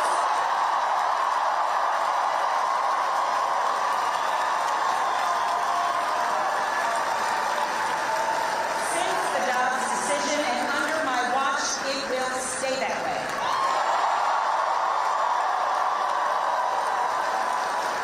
In Virginia, healthcare decisions about contraception, fertility treatments, and reproductive care will continue to be made between women and their doctors, not politicians. That's a promise I've made and a promise I intend to keep. Second, I will always stand up for Virginia workers, always. And right now, our federal workforce is under attack. And the chaos coming out of Washington is killing Virginia jobs and creating economic uncertainty for tens of thousands of families. Government employees, government contractors, small business owners who are impacted by the chaos coming out of Washington. Virginia's economy doesn't work when Washington treats our Virginia workers as expendable.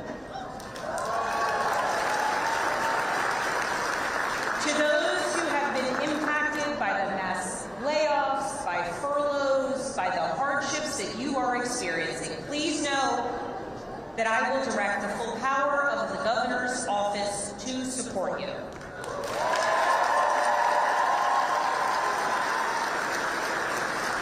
And to those across the Potomac who are attacking our jobs and our economy, I will not stand by silently while you attack Virginia's workers.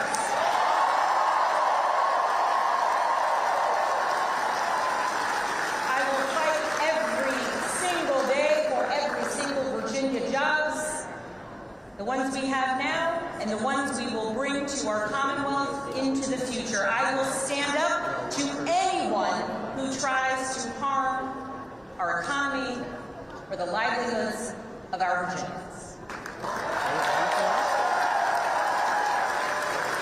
As governor, my job will be to put Virginia first, full stop. And tonight, as the governor-elect, I call on Congress, Republicans and Democrats, and our president to make real progress on bringing this shutdown to an end.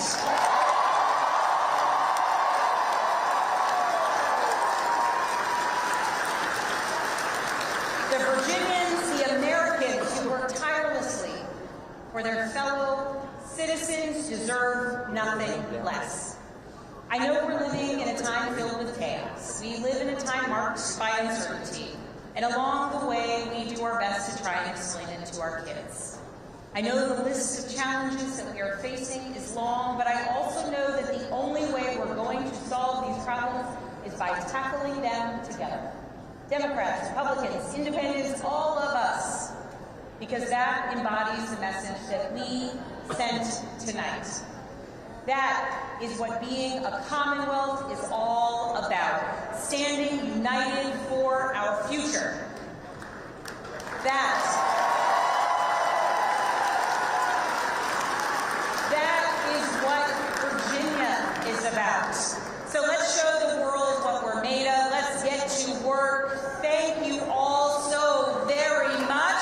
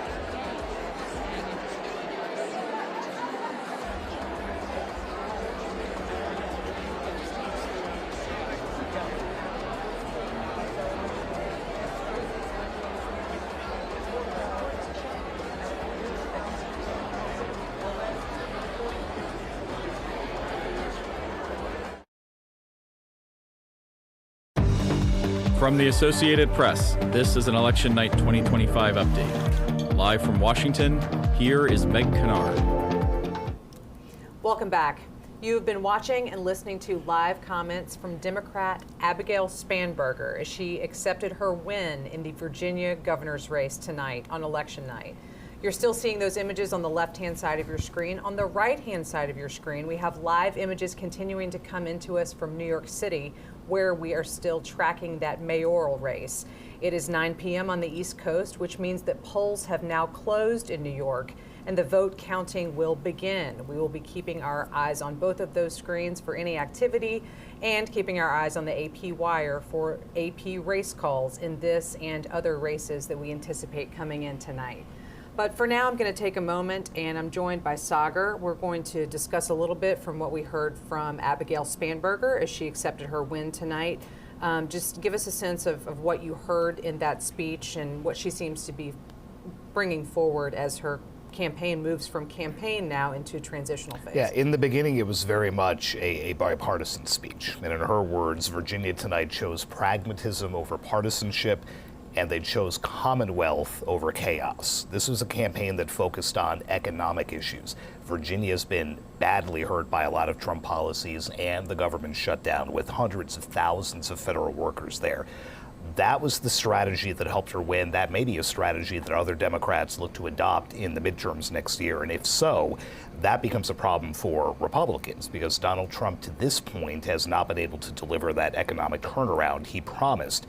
Spanberger also went back to her campaign in 2018 when Democrats took the House majority with more of a centrist message. If this now becomes the blueprint for Democrats, they've shown they can win in a key swing state and turn the governor's mansion from Republican to Democrat, could be a sign of things to come for the Democrats' new playbook. It's always been interesting, especially in these campaigns that we're watching, this gubernatorial contest and the New Jersey race as well, to watch those Democratic candidates and the messages that they're testing out. As you say, kind of looking forward toward the midterms next year and seeing what seems to stick, at least in the Virginia's race, which is one example that we have here, but so far the first AP race call that we have in these contests, we see that certainly did resonate with voters.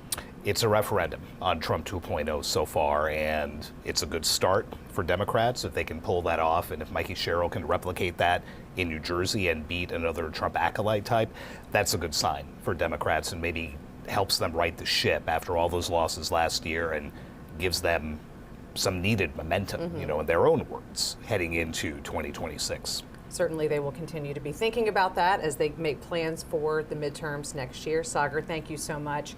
That's a good transition for us into that other gubernatorial contest that we're following tonight in New Jersey.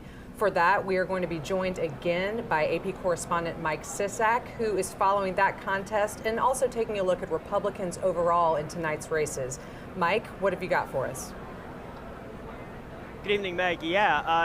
We saw in Virginia the Democrat prevailed over the Republican, and now we wait and see here at Jack Ciattarelli's headquarters. He's the Republican candidate for governor of New Jersey, and his supporters have filed into the room. Polls closed in all but a few precincts in the state around 8 o'clock, right at 8 o'clock, and that's when the supporters started filing in. There was a sense of optimism. We saw people in Make New Jersey Great Again hats, a play on the MAGA theme.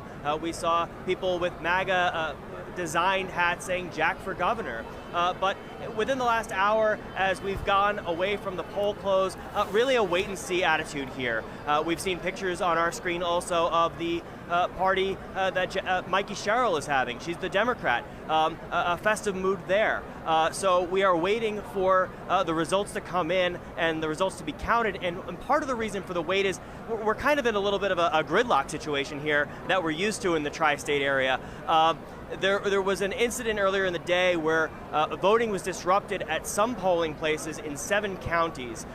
There was a bomb threat. It was unfounded. Nobody was hurt. At least one arrest was made. But Democrats in Passaic County went to court, petitioned the court to keep voting going in a few polling locations until 9 p.m. So people that may have been disrupted earlier in the day could cast their votes. Now, Passaic County is also where the Justice Department sent election watchers this year. That's a swing county. It's in northern New Jersey, and that's an area where the Trump administration's Justice Department sent people in to make sure there was nothing untoward going on.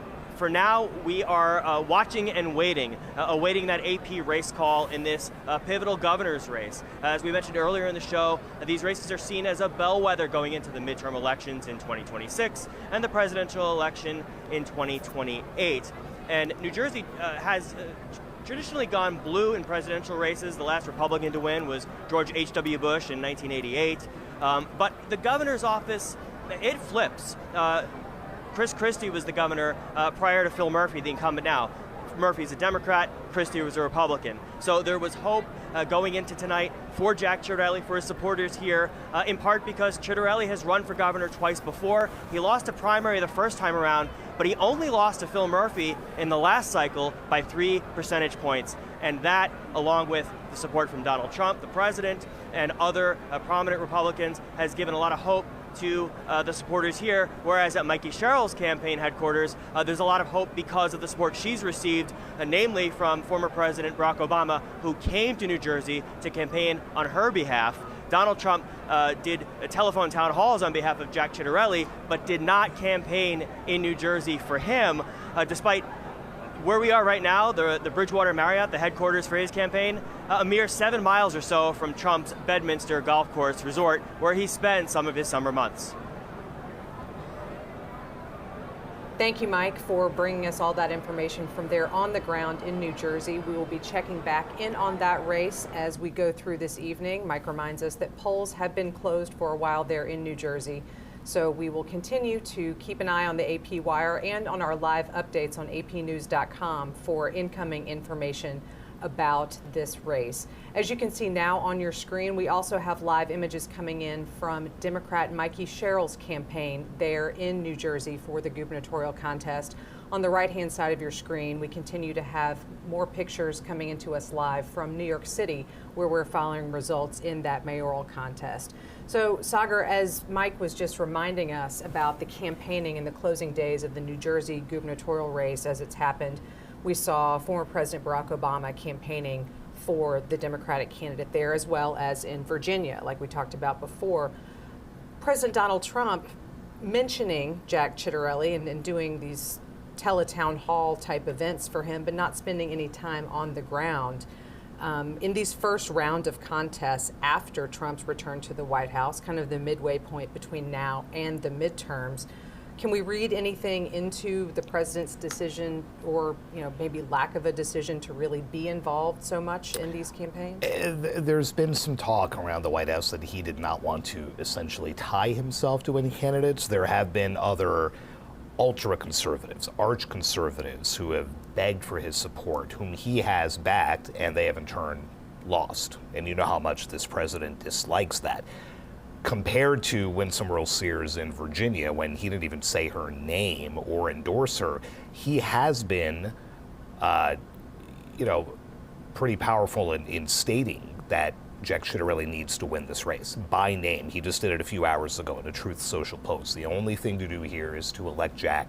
Jack will be great. Jack knows a lot about energy. I mean, very effusive praise. Mm-hmm. And he did come out and endorse him. And that's even after Ciattarelli 10 years ago had come out against Trump. And that's usually not the kind of thing that Donald Trump forgives. But right. He did in this case. That gives you a sense of the stakes for Republicans here. But it is interesting, with his trips to New Jersey, to his golf club, with his trips to another golf club in Virginia, he didn't set foot in either of those two states to campaign for the GOP candidates. Right. And whether that played a role here or not, one of the two has now gone to the Democrats.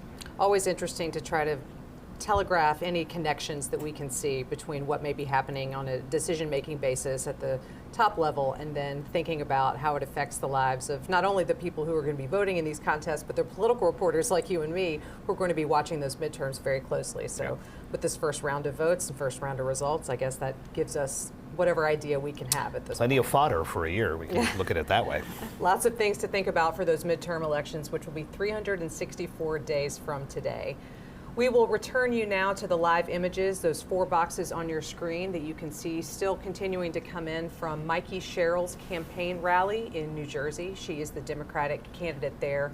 Also on the right-hand side of your screen, we see live images from New York, where we continue to follow that marquee contest for tonight, the mayoral race in New York City.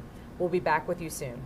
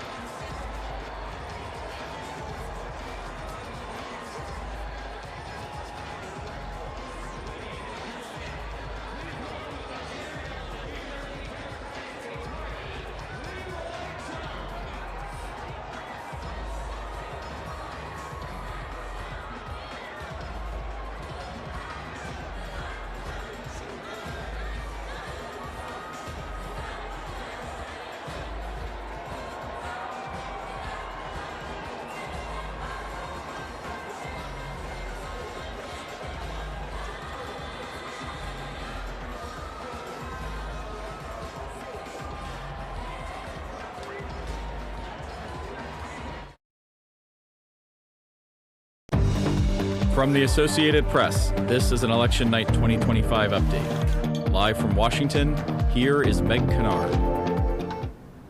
This is a breaking alert that has just moved on the AP wire.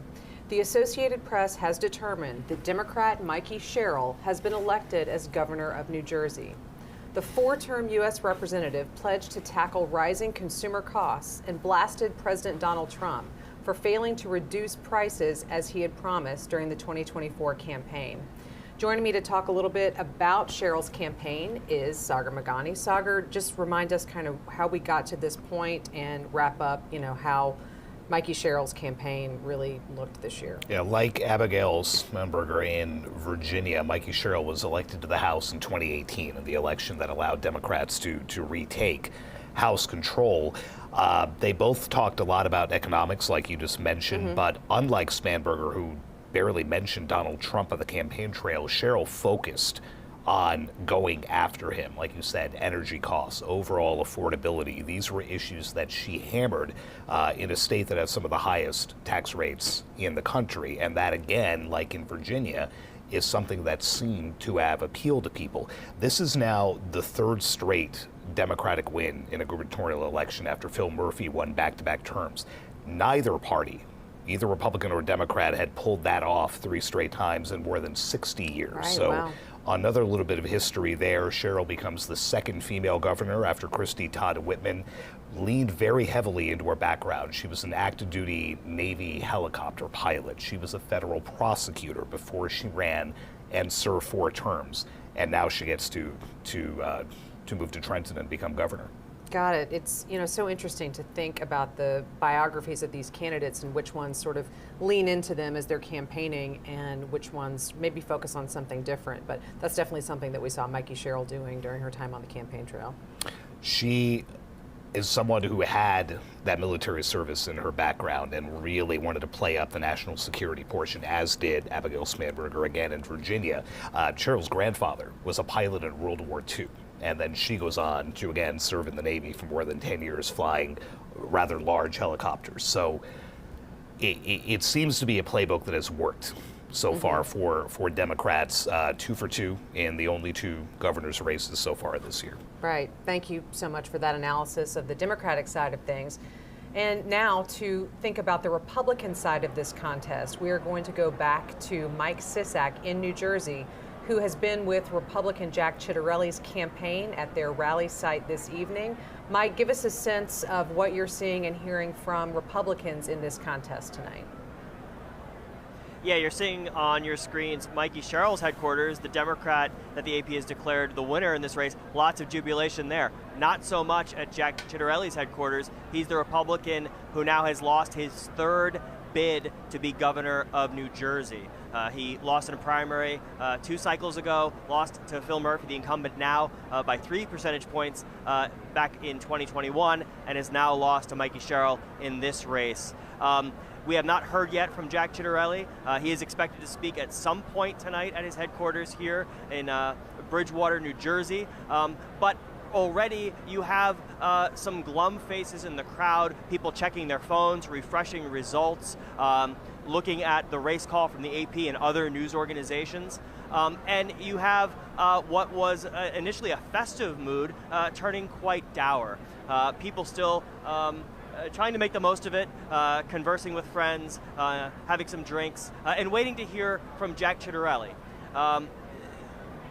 Also, inevitably, the questions start to come out about what went wrong. We've seen on social media already people questioning the strategy of President Donald Trump not to campaign for Jack Ciattarelli in New Jersey, while others have pointed out that Ciattarelli has struck out twice before in his campaigns for governor, and that maybe this wasn't so much a referendum on President Donald Trump, but really a referendum on the candidates in this race. And as you mentioned, Mikie Sherrill is popular. She has been elected to Congress several times, and she flipped a Republican stronghold when she won that race in 2018. And as you mentioned as well, playing up her military background, and in this race, unlike in Virginia, really making Donald Trump a character in it, going on the attack, mentioning how he in her words, drove up the cost of living, and also has made decisions that affect New Jersey residents and New Jersey commuters. In the last few weeks, she made a focal point of her campaign the president's decision to freeze funding for the tunnel repairs and renovations going on, the commuter tunnels that link New Jersey and Manhattan. That has been a project that has been going on for many, many years. Former Republican Governor Chris Christie at one point froze funding for that same project before former President Joe Biden kickstarted it. And now it is yet another political football or political chip that Mikie Sherrill seized on in these final weeks of the campaign. We expect to hear from Jack Ciattarelli at some point. We also expect to hear from Mikie Sherrill at her headquarters. But for now, the watching and waiting has turned into the what happened once again for Jack Ciattarelli. Mike, thank you so much for that reporting on the ground there from Jack Ciattarelli's campaign headquarters tonight.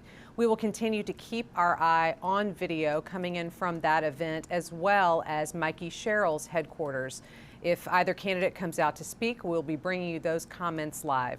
On the right-hand side of your screen, you're continuing to see live images coming in from New York City, where we continue to monitor events for candidates in that race and continue to await an AP race call. If any of those circumstances change, we will be bringing you that information as soon as it comes into us. But for now, we'll return you to these live images from New Jersey on your left and New York City on your right. Back with you soon.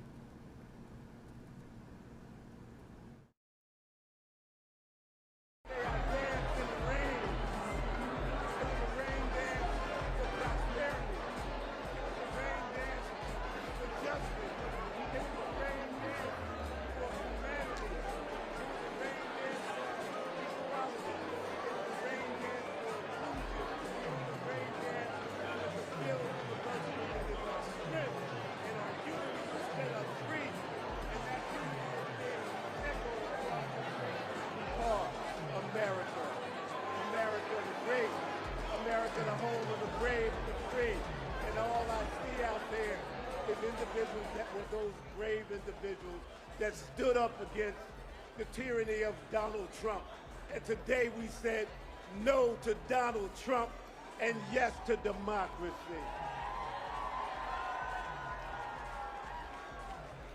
Now, I'm not using a teleprompter. This is all from the heart.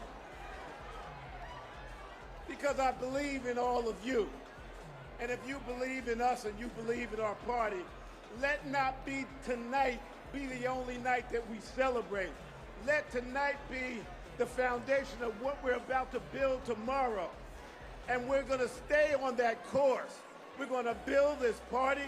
We're going to be inclusive. We're going to listen to the voices that people have out there. We're going to listen to opinions. We are not going to dictate to you what we think you know. We're going to ask you what you need from us. That is how this Democratic Party is going to work. That is what got Mikie elected tonight. That's what will set us free on a course to taking back what belongs to the people of this great nation. That is our House of Representatives and the United States government. But we're going to start right here in New Jersey. So this young man from East Orange, New Jersey, that probably shouldn't be on this stage based on what I look like, based on what my zip code is, based on where I'm from. Guess what? We are here. And that speaks volumes across this great state. So I am about to just say something simple to all of you. I love you all. I love you all. What was done here tonight was something that was ordained by God. And if you have faith and you believe in a God, no matter what God you worship, what God you pray to, just understand there is a higher being here, and we must embrace that and use that as we move forward. So, ladies and gentlemen, I am the proudest man on the face of the earth because my family sits here, my biological family, my East Orange family, my Essex County family, but what's much important is my New Jersey family! This is Leroy Jones. I'm dropping the mic, signing off here. God bless you all.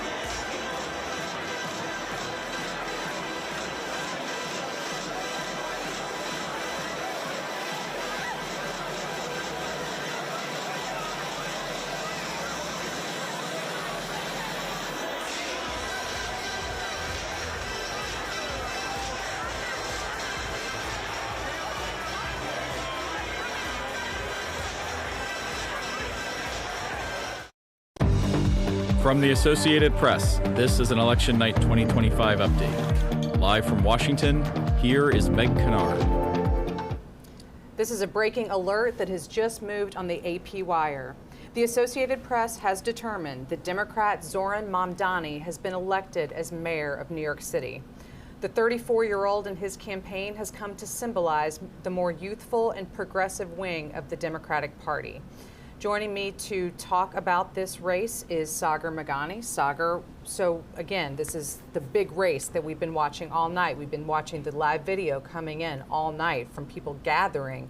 But now that we have this race call and AP has declared Mamdani as the winner in New York City, what can we see there and how do we think that this really is couched in tonight's overall results? Yeah, this was really a generational and ideological race. Here you have Mamdani at 34, who will now become New York's youngest mayor in more than 100 years, against Andrew Cuomo, the once disgraced governor, who claimed he was ready to do this from day one. Obviously a knock at the younger Mamdani, who describes himself as a socialist, a democratic socialist. This now plays into a lot of thinking that Democrats really do need to embrace that wing of the party to make themselves more relevant.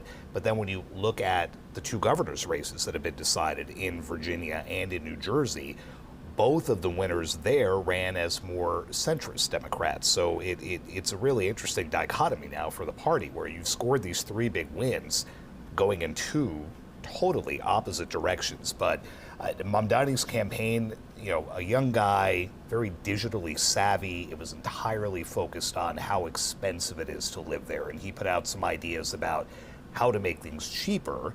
That electrified a lot of folks, that turned off a lot of folks. It infuriated President Trump, who threatened to arrest and deport him. He was born in Uganda. He is an American citizen, so you can't just arrest and deport him. But that was the kind of rhetoric that we heard. And New York is the nation's biggest city. It's always going to get attention. this race just took on a life of its own. And, no one had heard of Zohran Mamdani a year ago. 33-year-old state lawmaker has now been elected the mayor of America's biggest city. A stunning ascent for him there. Absolutely. And I want to talk in just a minute about some of the contrasts with the other major contests that we've been tracking tonight, which Democrats have also been declared winners in. But if you are just joining us, just an update on where we are on this election night. The Associated Press has determined that Democrat Zohran Mamdani is the winner of the New York City mayoral race.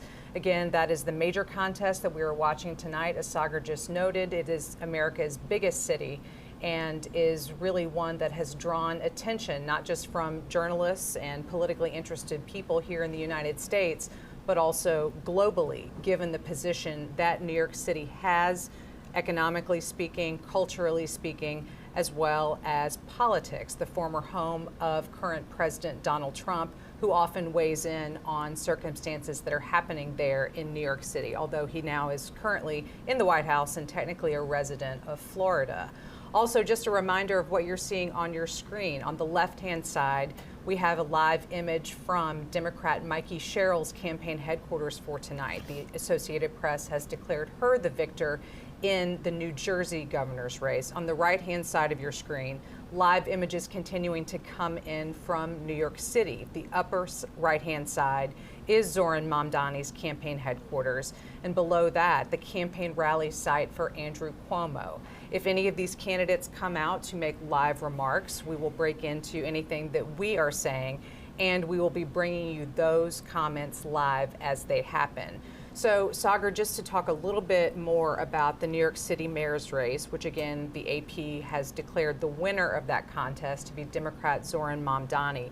When we talk about Mamdani's campaign being, he describes himself as a democratic socialist, and a lot of the policies and ideas that he's proposed for New York City have tended toward that side of the political spectrum. That is very different than what we have heard from the winners in the other two top contests we've been following, those gubernatorial races in Virginia and New Jersey. So can we read anything into writ large how Democrats are feeling if we're hearing from these more centrist Democrats winning these governor's races, but yet the further left candidate winning in New York City? Or is it just New York City is its own animal, its own space? We should not really try to compare apples to oranges. So I think you can see that both ways, and it's an interesting debate now that the Democrats will have to have. They came into tonight, again, still licking wounds from a year ago. They lost the White House, they lost the Senate, they lost the House. They've made themselves relevant again. The three big elections we've been talking about tonight, they swept them. They won all three, but again, with two diametrically different approaches. So what does the party do? Does this, further embolden that progressive wing, like Mamdani, like AOC, Bernie Sanders, folks like that. Both of whom we saw campaigning with him. Exactly. Right. Both of whom were on the campaign trail with him. Or you have the more centrist, more moderate ones who worry that some of the policies that Mamdani put out about raising taxes on the rich, about making city buses free, about making free child care, things like that, they worry that as they try to broaden the party's appeal to a bigger swath of America, if the focus is on that kind of thing that some even Democrats will say is way too far left, where does that leave you going into the midterm? So I think they have to be feeling good about all three, but now the party elders will have to have that debate. Both of those approaches worked. Which one works better 364 days from now when they try to take the House back? It's that constant conversation about candidate quality that we've already seen. I've seen it tonight on social media already starting to happen for the midterms. So we will keep an eye on that. Thank you so much for walking us through all of that stuff. We are now, though, going to go back to New York City, where we have Philip Crowther joining us again live from Zohran Mamdani's campaign night headquarters. Philip, what can you tell us about what's happening there? What are you hearing from people as they celebrate this win for Mamdani? Yeah, you won't be surprised to hear that it's very much a party atmosphere here now. We're in downtown Brooklyn at the Paramount Theater, and I can actually see people only just walking in they were kept outside, standing in line for quite a long time. So some of the people who are entering now to celebrate this victory of Zohran Mamdani to become the next mayor of New York City, they are getting the news as they walk into the theater here. Of course, we're seeing a lot of people celebrating right now. Not necessarily surprised, of course, because Zohran Mamdani was very much the front runner in most of the polls ahead of today's election day here. It's also worth mentioning that a really large amount of New York City voters went out to vote in the end. In fact, the highest number of voters for a New York City mayoral election in 30 years this time around. Very much a race that captured the imagination of New Yorkers and that also got a lot of interest from the national media, from the international media. Very much a story that has been followed throughout the world, this one. A lot of journalists here, of course, and among them is Tara Palmieri. She's the host of the Tara Palmieri Show on YouTube. Thank you very much for joining us again, Tara. Thanks for having me. Now, it's time for us now to digest this news now. It's not a surprise that Zohran Mamdani is now projected to become the next mayor of New York City. But what is your initial reaction? Does it take you back a few months to that moment when it looked like it was very improbable that he could become mayor of this city? I mean, it was such a dramatic upset. That primary, he beat Andrew Cuomo by 13 points. And I think that really rocked the Democratic establishment. And they've all been bracing for this moment right now. And what they want to see is how decisive that win ends up being as it shakes out. Right now, he's about 10 points ahead of Andrew Cuomo, but he wants to go into this mandate with over 50%. And he wants to show overwhelming support when he pushes for these really progressive programs. When he goes to Albany, state capital, and he asks to help him fund, universal child care, universal free busing. I mean, he said that he wants to raise taxes on the wealthy and corporations. He can't do that. It's the governor, Kathy Hochul. There are city-run grocery stores. There are a number of things that he really wants to do, but he needs to have that political mandate to do that. And so while everyone is so excited here, I mean, what he represents, 34-year-old, Muslim, South Asian, New Yorker, literally started the race at 0%, whereas Andrew Cuomo started as a former governor, son of a former governor, former HUD, official in the Clinton administration, entitled, I would say, but dynasty. And for a very long time, the presumed frontrunner, he had the donors behind him, he had the real estate community, and to see Zohran Mamdani not only beat him, but overwhelmingly by what looks like it may be double digits. We'll have to say and keep close eye. And again, it's called so quickly, within an hour of the polls closing. It's really telling, and I think it reflects a moment right now in the Democratic Party where the base is overwhelmingly rejecting the establishment. Andrew Cuomo represents the Democratic establishment. He was the candidate picked by the establishment. And we have, the establishment players. Chuck Schumer, the Senate Minority Leader, has not endorsed. Hakeem Jeffries, the Minority Leader, has quietly endorsed. And then, Kathy Hochul is the governor and knows that her re-election in a year will depend very much on winning the support of the city. She's endorsed, but she's a center-left Democrat. And I think there are just a lot of questions about what this progressive populist movement, as Mamdani calls it, democratic socialism, which a lot of people are still wrapping their heads around. What does that even mean, right? What does that mean for the party? Can that exist in New York City and Ohio? How does the party separate itself in the midterm elections in a year from now? Is he just going to become the poster boy for the Democratic Party that the Republicans will use as a foil? Will President Trump target him in his, in his ICE initiatives and his anti-immigration initiatives? Then there are the clashes over Israel, and there's just so much tension. There's going to be so much clashes to come. This is going to be an administration to watch. A lot of his progressive policies are not that different than Bill de Blasio's, but he has so forward about what he represents, and he's got big dreams and a big agenda, and we'll see if he's able to do it. as we stand here, we expect the next thing to happen here, of course, is for Zohran Mamdani, the projected next mayor of New York City, to actually take the stage and give what is going to be his victory speech. Now, for his supporters, who are, some of them still coming into this theater here, and who are celebrating now, what is maybe the first thing that they want their new mayor, who will be inaugurated in January, what is the first thing that they want to see him do out of all those promises he's made, out of all the things that maybe you might consider unrealistic, and that certainly a Republican president might consider unrealistic? Free buses, free childcare. Which one of those is the absolute priority for his voters, do you think? I forgot to mention rent freezes.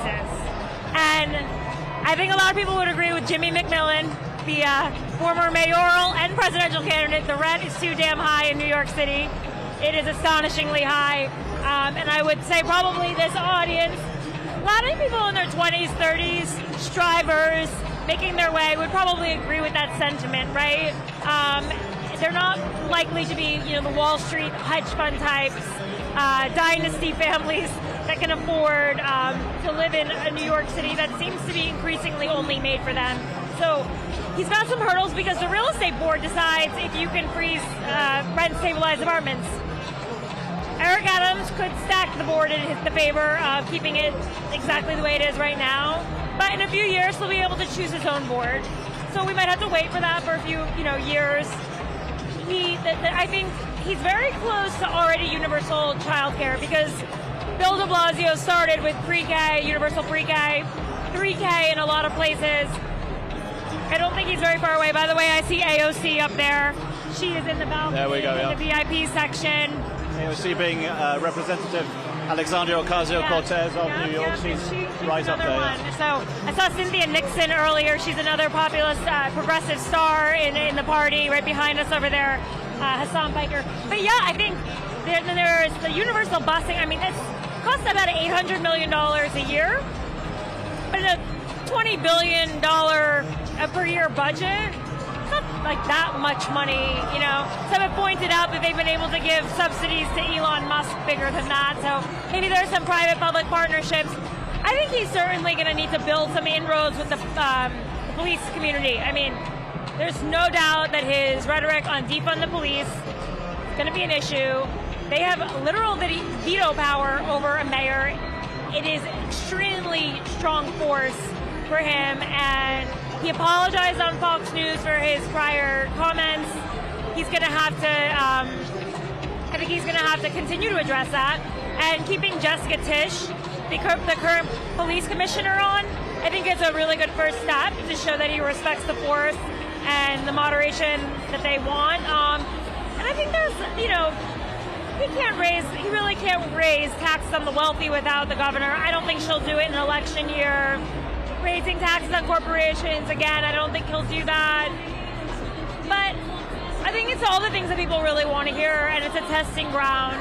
And it's certainly, listen, for a party that was polling a 27% approval rating, the Democratic Party, pretty amazing to see all these people out here celebrating the Democratic Party.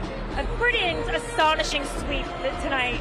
The presence of Alexandria Ocasio-Cortez, the congresswoman from New York, brings us to that debate that is going to be happening inside the Democratic Party, undoubtedly starting right now, and already started before this victory for Zohran Mamdani in the mayoral election in New York City. Is where is this party going? Because at the same time that a democratic socialist, who is not afraid to call himself that, wins here in New York City, you have two Democratic candidates for governor winning in New Jersey and Virginia, who are very much seen as centrist and moderate.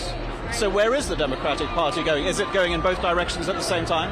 Absolutely. I mean, Mikie, Sherrill, Abigail Spanberger, both former congresswomen who rode in on a blue wave as Blue Dog Democrats. They rode in as Blue Dog Democrats. Abigail Spanberger says she doesn't even want the word socialism associated with the party. She won in Virginia. Mikie Sherrill had a tough race against a Republican candidate. They're going to have to try to prove that they are a Big Tent party. They need to activate the base, but this is a base of voters that, frankly, I think his populist messaging around affordability was very similar to President Trump's.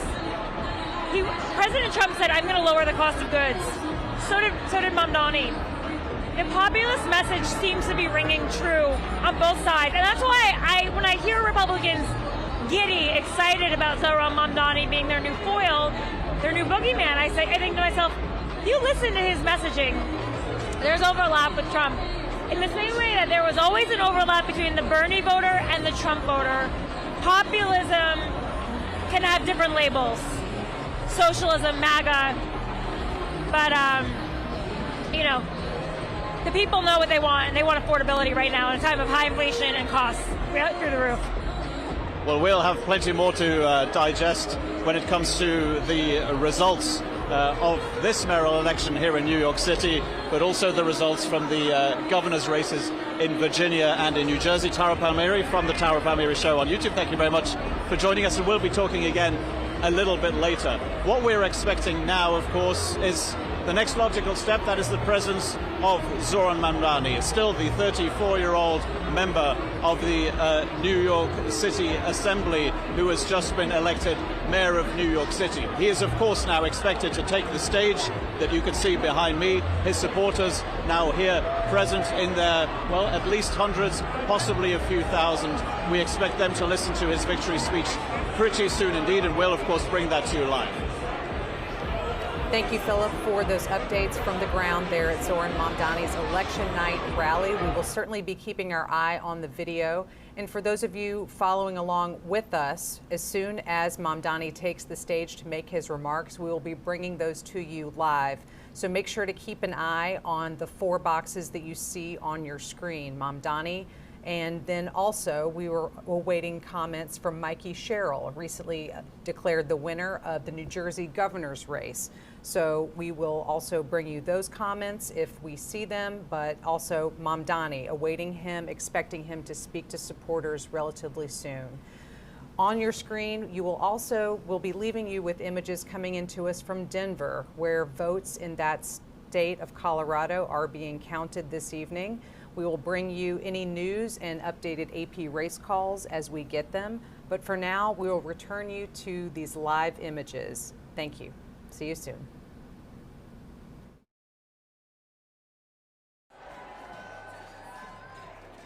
She listens to people, she includes them, and she leads with both her head and her heart. And no one gets left behind. So I think this outstanding victory tonight is a great affirmation of a positive direction we're headed in this country. And I don't think that we can rest easy, but I will say I will rest easier tonight knowing Mikie is at the helm.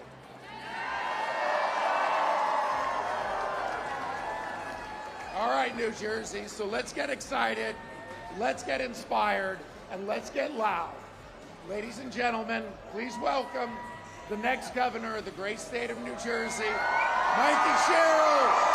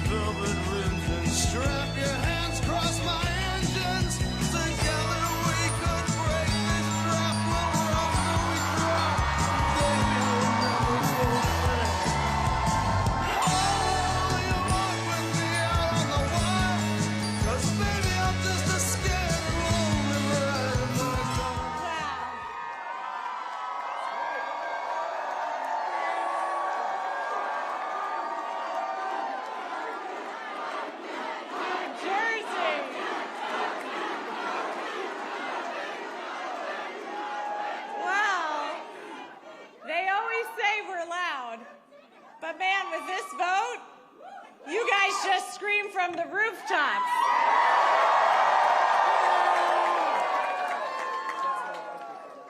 And people around the country have heard you. I hear you too. This was a tough fight, and this is a tough state. but I know you, New Jersey, and I love you. I've fought for you.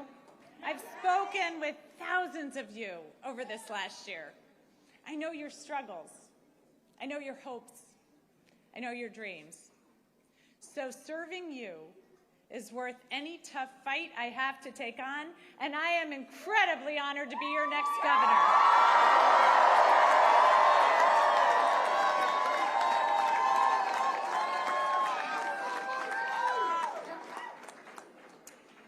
When I was 18, I raised my hand and I swore to defend the Constitution.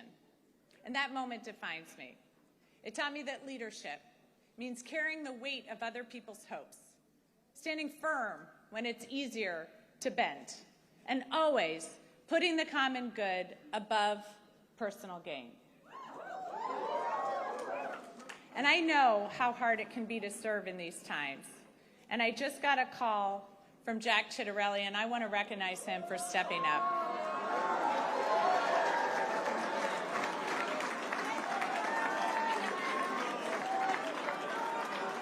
And all of you know, I love our history, and our state motto has always stuck with me. In 1777, New Jersey was one of the first states to choose a motto. Anybody? Liberty and prosperity. I'm going to get some more civics education going. We'll get that known by all. But it was a demand for freedom from oppression and a commitment to creating better opportunity and a better future. That idea has defined us for almost 250 years. We fought for liberty at the crossroads of the American Revolution, turning the tide for our young nation at the battles of Trenton and Princeton. We offered prosperity as we built the nation during the Industrial Revolution. We've been the cradle of scientific discovery, inventing everything from the light bulb to the laser. Liberty and prosperity. I've seen the genius in that motto over the last year because both are essential in our democracy. And as the president is backing away from this ideal, cutting SNAP, ripping away health care, terminating Gateway, we here in New Jersey are bound to fight for a different future for our children.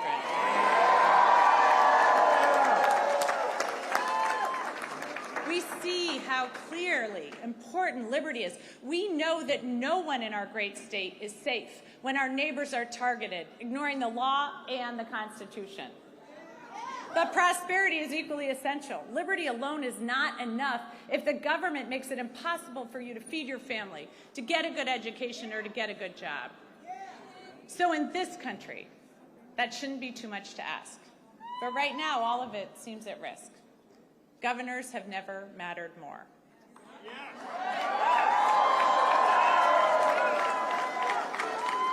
And in this state, I am determined to build prosperity for all of our citizens. And I've heard from thousands of you about what liberty and prosperity mean to you, what it's going to take for your family to thrive. So I hear you, Newark. I'm going to work with communities from the ground up so all of our neighbors thrive.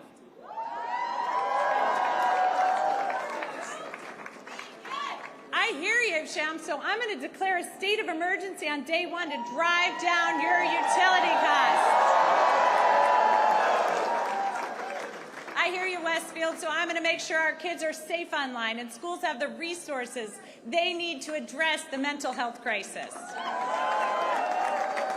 I hear you, Jersey City, so I'm going to hold government accountable, balancing individual liberty with collective responsibility, ensuring people are safe, healthy, educated, and free to pursue their dreams. I hear you, New Jersey. Good government doesn't just manage problems, it solves them.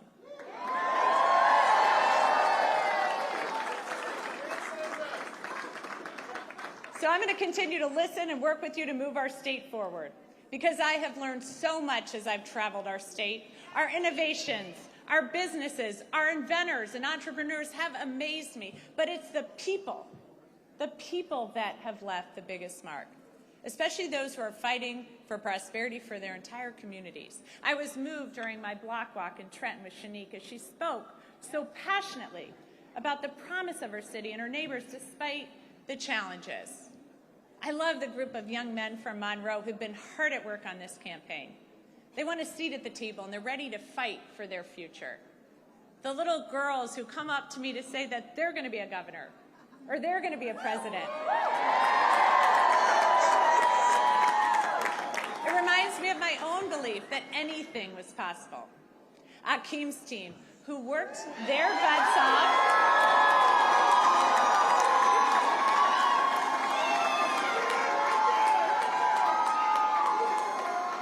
knocked over 60,000 doors.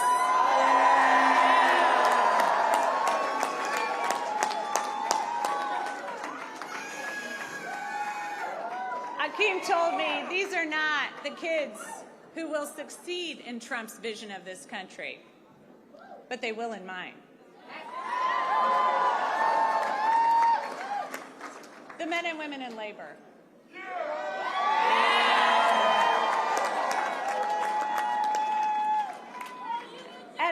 Union jobs at a time when our economy is set up to make it harder and harder for working people.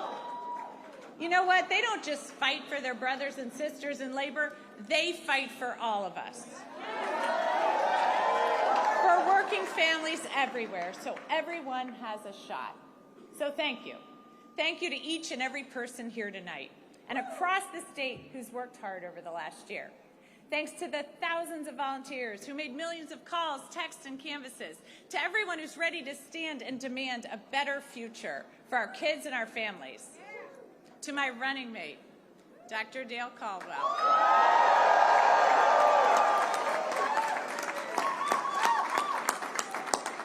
You've already served our state so well, and I'm proud to have you by my side as we embark upon this new chapter for New Jersey. To my team, who put together a campaign the likes of this state has never seen, and helped in our efforts to create a great future for New Jersey. And thanks to my family,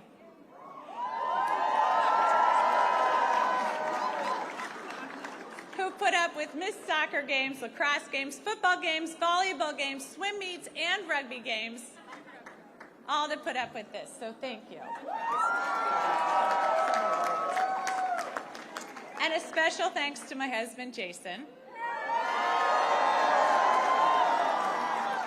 Through 4 kids, 2 dogs, a hamster, numerous goldfish, 5 campaigns, an insurrection, and 2 impeachments, you have been a truly amazing partner.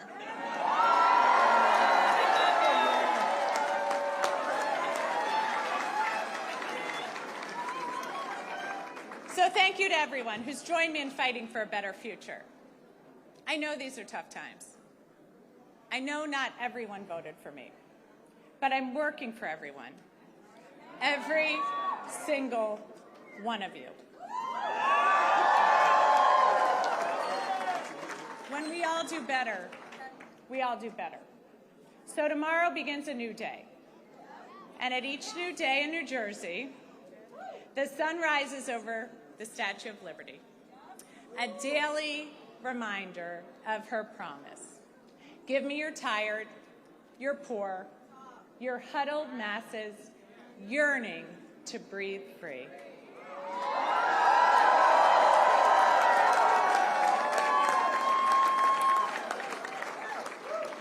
She declares that her lamp lights the path to the golden door. That golden door is New Jersey. It always has been. And that expectation is well deserved, especially after this election, where we chose, we're going to follow Lady Liberty's beacon. We're not going to give in to our darker impulses. Here in New Jersey, we know that this nation has not ever been, nor will it ever be, ruled by kings.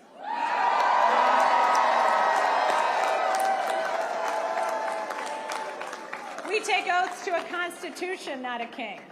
We've chosen liberty, the very foundation of democracy, and we've chosen prosperity necessary to create opportunity for all. So New Jersey, to quote the boss, the future is now. Roll up your sleeves, let your passion flow. The country we carry in our hearts is waiting. Thank you, New Jersey.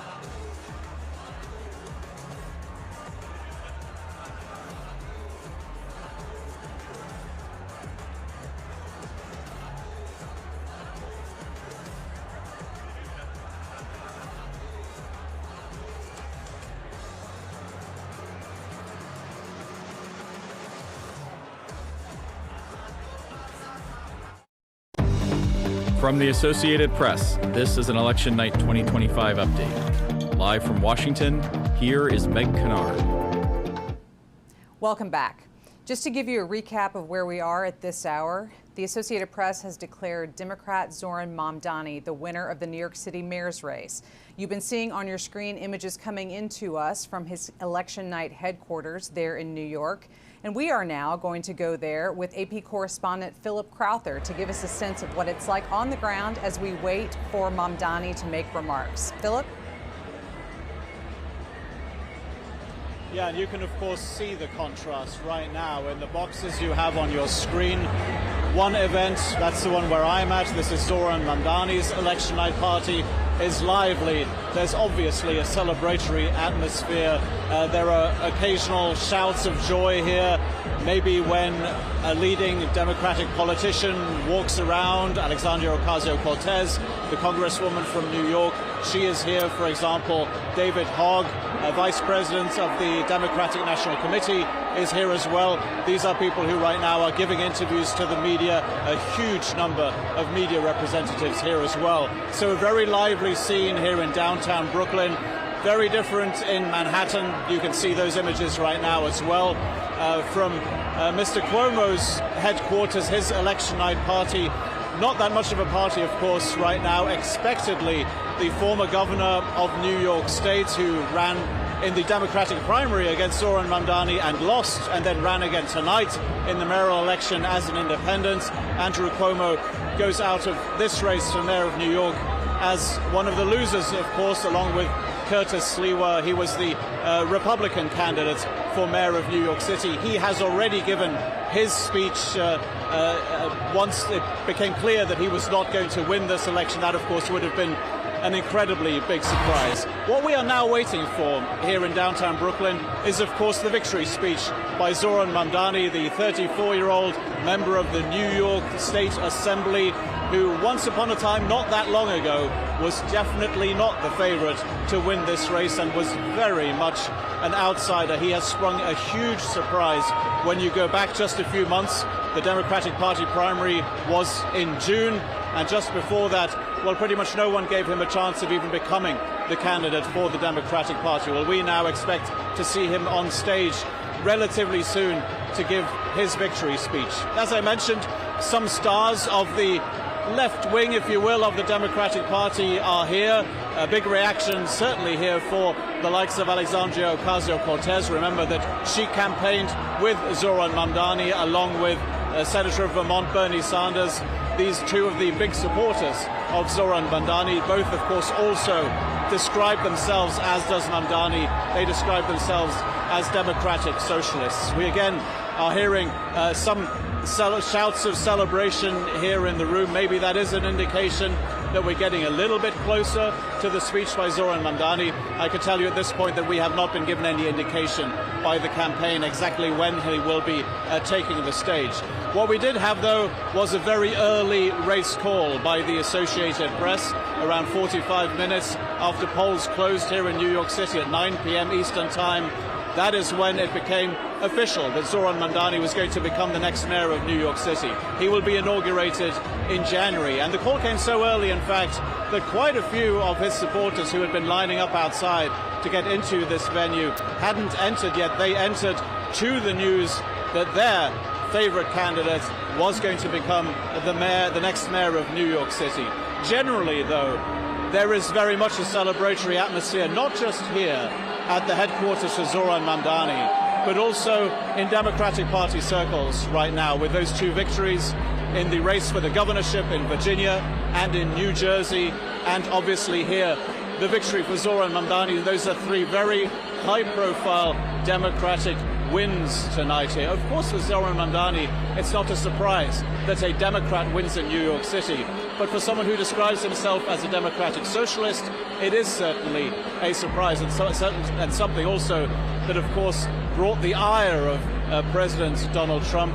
The White House has already commented on this victory by Zohran Mamdani with a meme that says that Donald Trump is your president. So the reactions coming in thick and fast. The most important one, of course, is going to be that of the candidate himself. Again, we expect Zohran Mamdani to be on stage here in downtown Brooklyn very soon indeed, and we will, of course, bring that speech to you live as well. Thank you, Philip. We really appreciate those updates from Mamdani's headquarters. And I wanted to ask you, what are you hearing about Andrew Cuomo and his performance tonight? Is there any indication of how supporters of his might be feeling? You mentioned his performance tonight as an independent candidate after losing the Democratic primary, but what do we expect to see or hear from him tonight? Well, what you'd expect to hear, logically, would be a concession speech from the former governor of New York. That has not happened yet. You can see in the images, obviously, that Andrew Cuomo's election night party is not exactly a very festive affair, because at the end of the day, he will have lost twice to Zohran Mamdani. First of all in June in the Democratic Party primary, and then tonight again in the race for mayor of New York City. We don't yet know what exactly the difference will be, the percentage difference between the two candidates, but it looks like this is going to be a pretty handsome victory indeed for Zohran Mamdani. And I think that most likely is going to be chalked up as, well, an embarrassment for the former governor of New York, who of course has a lot of political clout, who has a long history in New York state politics, the type of history that Zohran Mamdani obviously does not have. We should also mention at this point that there was, of course, a candidate for the Republican Party, Curtis Sliwa, who has run for mayor of New York before and lost again here tonight. Not a surprise. Republicans don't tend to win when it comes to the mayor of New York City, but he again, it looks like, is not going to reach 10% of the vote. So for Andrew Cuomo, obviously a disappointing night, and I think it's time probably for analysts to look at whether this might mark the end of the political career of the former governor of New York. It is very possible. This was always seen as a generational battle between Zohran Mamdani, 34 years old, a new generation within the Democratic Party, and maybe the older guard represented here by the likes of Andrew Cuomo. We expect both of them to speak. We haven't heard from either yet. Zohran Mamdani and Andrew Cuomo, both of them will be giving their speeches, most likely within the next hour. Thanks again, Philip. We will continue to keep images up from both campaign evening events. On your screen, you see Mamdani's campaign rally, and below that, Cuomo, where we do see the candidate taking the stage. We can bring you those comments. We also have live images with which we'll be leaving you, coming in from Minneapolis, which is electing a mayor tonight, as well as Detroit, where vote counting is occurring. But for now, let's listen in to former Governor Andrew Cuomo, who has lost the New York City mayoral race.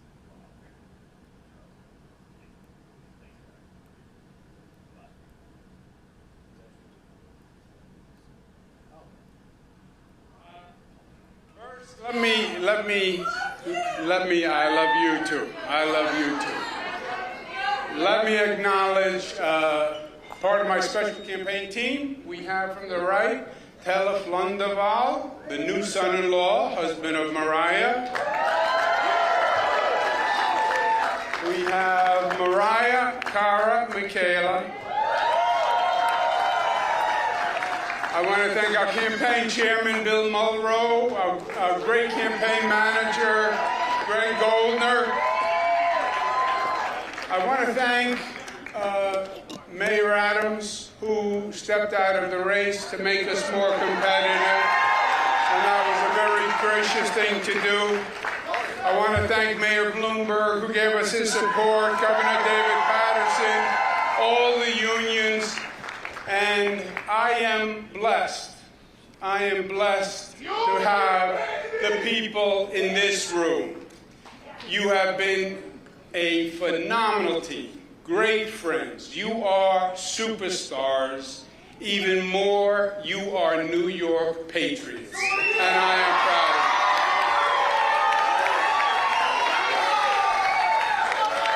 you. This campaign was the right fight to wage. And I am proud of what we did and what we did together.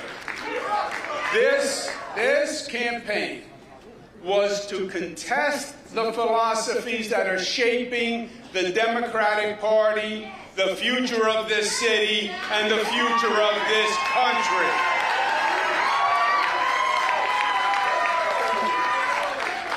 And this coalition transcended normal partisan politics. It brought together Democrats and Republicans and independents, joined by the simple fact that their first allegiance is as citizens of New York City.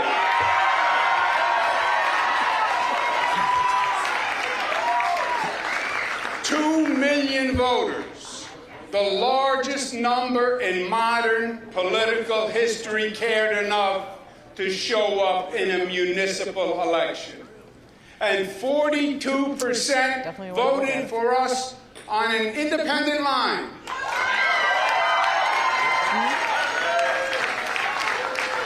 That is the highest percentage in modern history. Ironically, it is just higher than when Mario Cuomo got 40% on an independent line against Ed Koch in 1977. It's also important to note that almost half of New Yorkers did not vote to support a government agenda that makes promises that we know cannot be met. We support an economy of jobs, of opportunity, of entrepreneurship. That's what New York is, and that's what New York must remain. We are a nation of laws, and we believe in law and order, and we need the police to keep society safe. We will not make the NYPD the enemy. We cherish our diversity, and we have no tolerance for discrimination of any kind by race, religion, sexual orientation, or creed. And we will not tolerate any behavior that fans the flames of anti-Semitism or diverse attacks.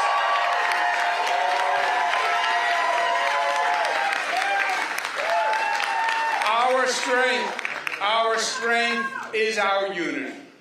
Black, white, brown, Christian, Muslim, Jewish, Buddhist, we are one. We are the family of New York. We believe in interconnection and mutuality and codependence. And you attack one of us, you attack all of us. That is what it means to be a New Yorker. No one and nothing will ever divide us.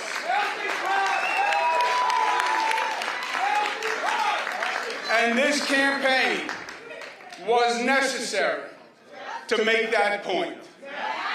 A caution flag that we are heading down a dangerous, dangerous road.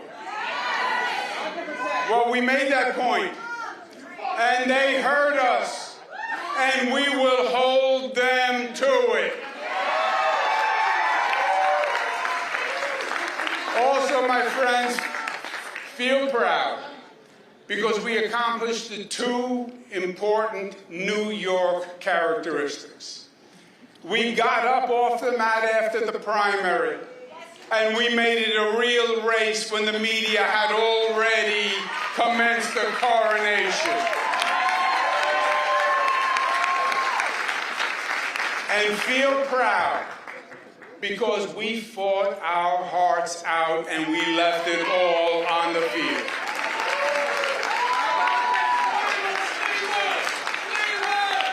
Congratulations to Zohran Mamdani.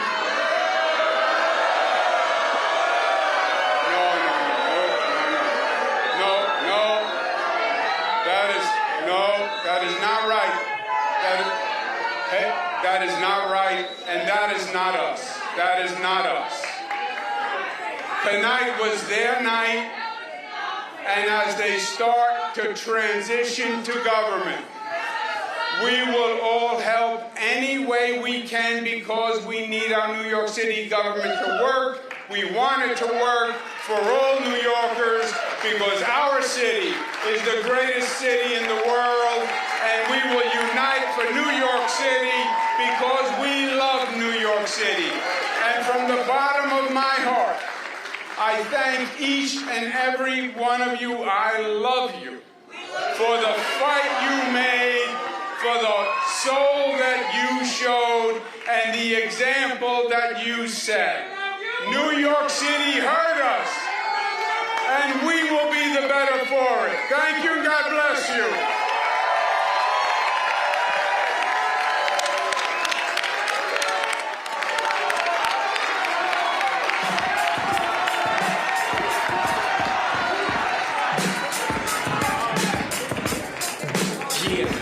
Yeah, I'm out at Brooklyn. Now I'm down in Tribeca, right next to the Narrow. But I'll be hood forever. I'm the new Sinatra. And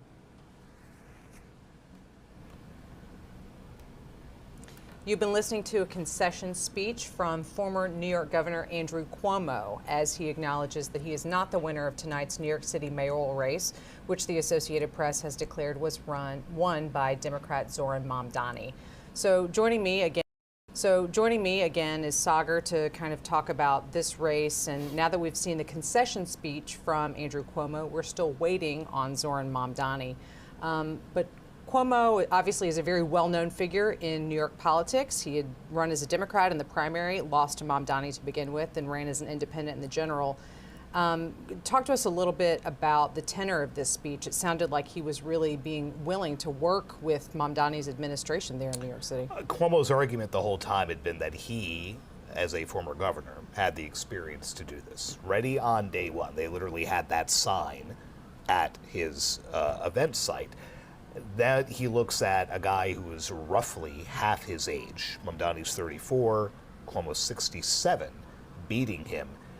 Where else is there to go than to say, hey, maybe I can help the guy. Maybe I can help them, because the outstanding question right now is Mamdani ran this very ambitious campaign. How do you go about staffing that? How do you actually go about delivering on what some critics say are undeliverable promises that you've now made? Maybe he can get an ally in Andrew Cuomo, a man who ran the entire state and could have run the city.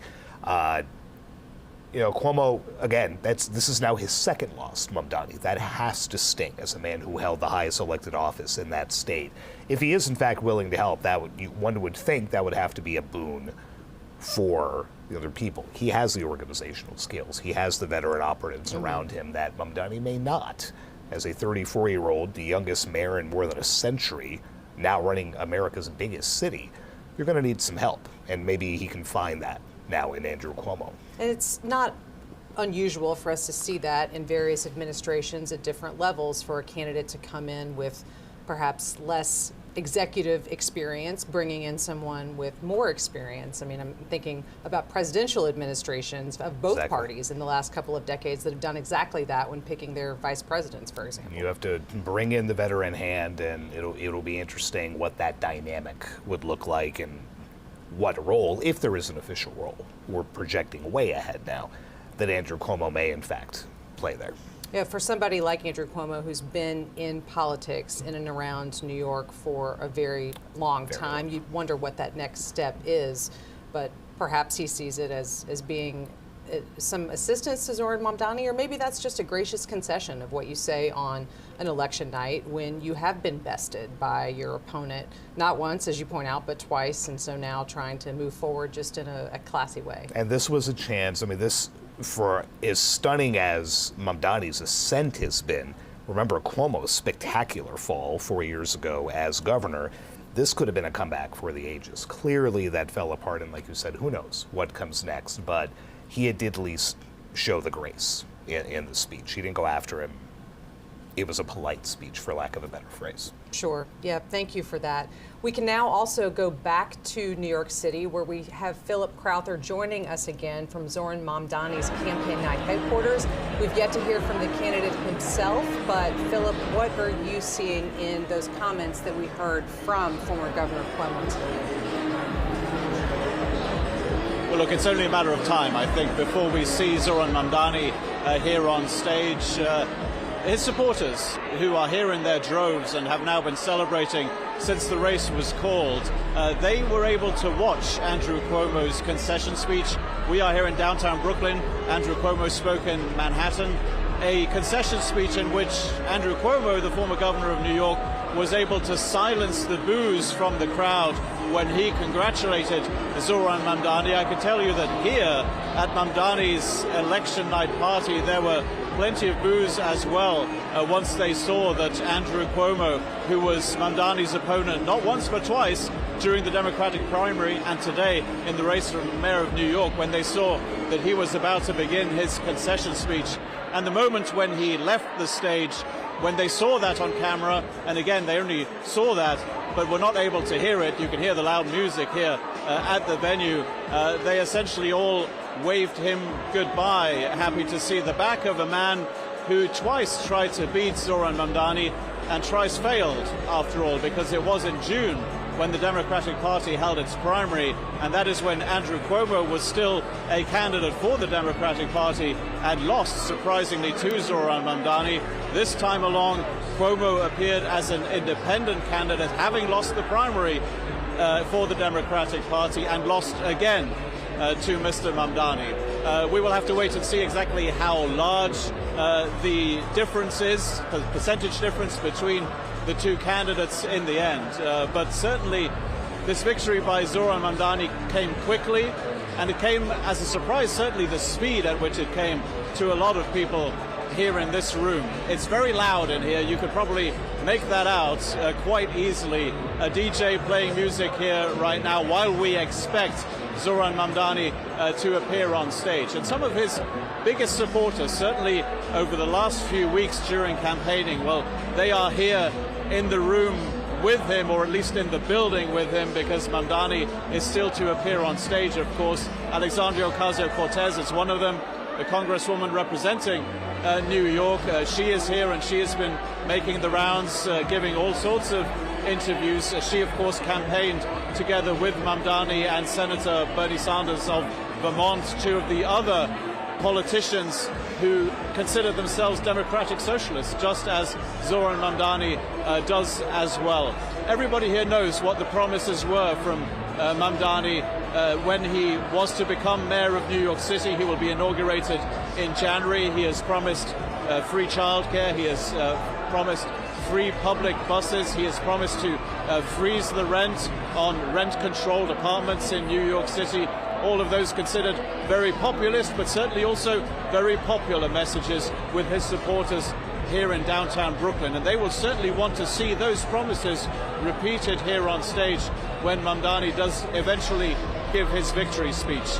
The way things go on these election nights, be it during a primary somewhere in the United States or be it during a presidential election, you tend to wait for the concession speech first, let a little bit of time elapse for people to get excited about their candidates coming on stage, and then he or she does, of course, do that. And that is exactly where we find ourselves now, awaiting Zohran Mamdani and his victory speech. When he does give it, and we haven't been given any indication from the campaign as to exactly how long that is going to take, we will, of course, come back here to New York and bring you that speech live. So, Philip, you've mentioned some of the other Democratic Party celebrities. It's a word that I'm not throwing around really, other than well-known political figures. But it also seems like there's perhaps some influencers and an energy in the room. Given Zohran Mamdani's age, given the fact that he has run this very digitally focused campaign, can you kind of bring us there? I mean, we can hear the noise behind you and see the excited people, but kind of bring us into that room and let us know exactly, who else are you seeing there, and what are they relating to you in terms of what their takeaways are from this kind of campaign that Mamdani has put together? Well, I can certainly tell you that it's a very diverse group of people who are here in the room to see Zohran Mamdani's speech. Probably a very fair reflection of the people who supported him in this campaign and ended up voting for him as well for mayor of New York City. When you take a walk around here at the Paramount Theater in downtown Brooklyn, you see a lot of those supporters embracing each other, celebrating, of course, as well. But you're absolutely right to talk about the influencers, people who Zohran Mamdani has been speaking to in what was a very clear, conscious decision on behalf of his campaign, a digital-first campaign, if you will. Those people that he has been speaking to on the campaign trail, well, they are here in downtown Brooklyn tonight, and they are broadcasting this event live to their viewership as well. It is a very modern, a very innovative campaign that we've seen from Zohran Mamdani. Of course, we'll have to wait and see how that translates into his position in City Hall when he will have to make true on all of those promises that I just enumerated that he has made. Again, a very celebratory atmosphere, of course, here. It is not a surprise to hear that, and a huge contrast to what we just saw during that concession speech from Andrew Cuomo, the former governor of New York State, now a defeated candidate in the New York City mayoral election as well. Certainly not a festive atmosphere in Manhattan where he was during his election night party tonight. Thank you, Philip, for those continued updates from there in New York City. We will keep up on our screen images coming to us from Mamdani's election night campaign headquarters.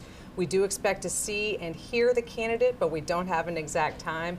As Philip knows, and as I know, having covered campaigns across the country, there is a lot of waiting. Even when you expect that there's a victorious candidate who's going to be coming out and talking to you, you don't have an exact idea of exactly when that will be.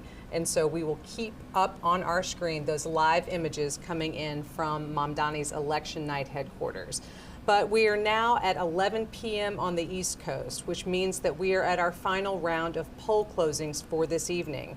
Voting is coming to an end in California. Out on the West Coast, that is where we've been watching a redistricting-related balloting Proposition 50 that we'll be talking about here in just a moment. Voting is also ending in Washington State. But with me back is Sagar now. And Sagar, let's talk about Proposition 50. Prop 50, as it's been known kind of in that shorthand lingo among political watchers and how it's been campaigned on. But remind us, we talked about it at the beginning of the show. What is Prop 50 and how have we kind of seen this campaign around it coming together, and what do we think its effects could be for other places in our country? So you have an independent commission in California that draws the district maps that upon which the House seats are allotted. Proposition 50 basically is asking voters to suspend the maps that commission draws and replace them with maps that the Democrat-controlled state legislature has basically rejiggered to give more control to Democrats. Could wipe out as many as 5 GOP districts right now. When you look at the House map going into the midterms next year, Democrats only need to gain 3 seats to retake control of the House from Republicans. So we're talking about potentially 5 seats just in California when you only need 3 to retake. So you can see the battle lines drawn. This was in response to Republicans mounting similar efforts in Texas and elsewhere. Gavin Newsom, the California governor, said, you know what, this is going to be a good nationwide push to kind of blunt what he saw as President Trump trying to essentially steal these seats.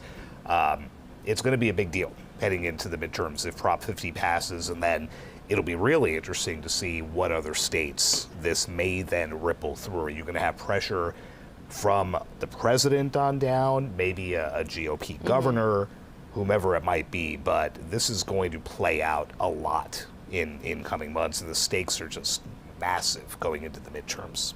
Yeah, I remember when I was out on the campaign trail, with Gavin Newsom earlier this year when he was talking about this same thing and now seeing it before voters. And now we can bring you a breaking alert that has just moved on the AP wire. The Associated Press has determined that voters in California have approved a U.S. House map designed to boost Democrats in 2026, aiming to blunt GOP changes elsewhere. That's exactly what Sagar and I were just talking about. So Sagar, let's go right back to it. We were right there at the poll close there in California where the AP was able to determine that these new maps were approved. As I was just noting before we had that breaking alert, I was out with Gavin Newsom, who's presumed to be one of the Democrats who will be campaigning for president here in a couple of years. And at that moment, he was talking about the situation in Texas and already talking about how he fully supported the notion of Democrats having their own maps. And there was a lot of criticism of what Texas Republicans were doing, but even months and months ago, Gavin Newsom was already out saying, well, why don't Democrats do this too? We certainly could in some places. As you just noted, there are other states that are already kind of casting forward, maybe in a slower, different sort of process than we see in California, but with legislatures considering these new maps. So it's kind of already a cascading effect, particularly now we see with this California decision today. Yeah, and we'll see these cases come before state courts, perhaps even the Supreme Court, about just how legal it all is to do this mid-cycle. Keeping in mind the calculus for Republicans is the midterms of a presidential administration, 2 years in, that party usually takes a beating. Right. It's not going to take much for Republicans to lose that House majority, which obviously then puts a lot of the president's policies and agenda in turmoil. He's going to want to pull out all the stops to make sure that doesn't happen. And we've seen the sway that he has over Republicans right on down the line, from Congress into state houses, into governors' mansions. So the ripple effects of this could be pretty interesting to come. the impact for Gavin Newsom, whom we were talking about, this is a big win for him, right? Projected to be one of those folks who could run in 2028. He hasn't said much about it, but you know, this is a notch on the belt right there for him to be able to brag about getting this through. He had help from Barack Obama and some other prominent Democrats who also appeared in videos and talked about it on shows and things. So a big win for him, a big win for California Democrats, and I think now we're gonna see what happens down the line and what kind of response we may see from some Republican-led states as well. Yeah, when we were talking earlier in the evening about former President Obama being involved in the gubernatorial contest that we've been following, but you're right, he did also opt to get involved in this redistricting conversation, which I think some people who follow politics were a little bit surprised by, since former President Obama has been relatively quiet and hasn't been as vocal in terms of not just electoral politics, but also the greater issues. But I guess at this point, he has decided to wade into a few different issues, and redistricting being one of them, saying that he supported the way that California was doing it. So not necessarily every method that a state could choose in terms of adding or changing their maps, but at least he was also giving not even a tacit stamp of approval. I want to just interrupt myself to point out that on your screen, you are now seeing new images coming into us from California in the lower left quadrant. That is where we expect California Governor Gavin Newsom to be holding a news conference on Prop 50, which we've just been discussing. And there is also sub-movement in the upper right quadrant. That is where we are awaiting New York City mayoral race victor Zohran Mamdani to address the supporters at his campaign rally there in Brooklyn. We've been talking all night with our correspondent there on the scene, but we do see someone at the podium now, so we do expect that we'll be hearing from the candidate himself here shortly. So we'll keep our eyes on that on the screen and certainly bring you Zohran Mamdani's comments as soon as they begin. So, Sagar, thank you for this analysis that we've been discussing about these redistricting vote that we've seen tonight in California and the other places where we've seen it happening. But there are no other states that are at that same stage in terms of having what they've been doing in California. At least there's legislative debates, right? But nothing that's actually before voters. Nothing that's come to fruition like this, that has been presented to voters in and of itself, standalone, in a special election that has gotten anywhere near this type of, I mean, Barack Obama's 30-second video pushing for it a month ago, you know, raced through social media. So, you know, they brought out the star power for that, and getting back to what you said about former President Obama, relatively low-key, you know, kind of playing post-presidency like George W. Bush has, not getting involved, not speaking out about a whole lot of things, unlike Donald Trump for those 4 years, very much like Joe Biden now. But, I mean, to give you a sense of what Obama has been like lately, he even pulled out one of the old greats when he was campaigning over the weekend in the governor's races, don't boo, vote. And the place went nuts, right? Vintage 2008, 2012 Barack Obama trying to get Democrats energized again, and I think we're going to see a whole lot more of that. What was that math again? 364 days. 364 days till the midterms, and we'll be back and do it all again. Thank you. We'll set our calendars and set our clocks now. We are going to return you to that live video that we've been talking about coming in from Zohran Mamdani's campaign election rally this evening. So we will leave you with those live images and be back with you soon.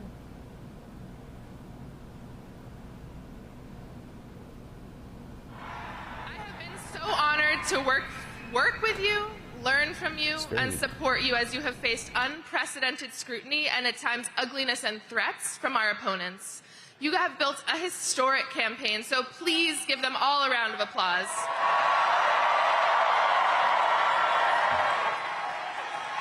And please join me in celebrating the person who has been Zohran's right hand from day one, whose deep commitment to our movement and care for our people has infused every part of this campaign from top to bottom, and without whom we would not be here tonight, Earle-Sears Church.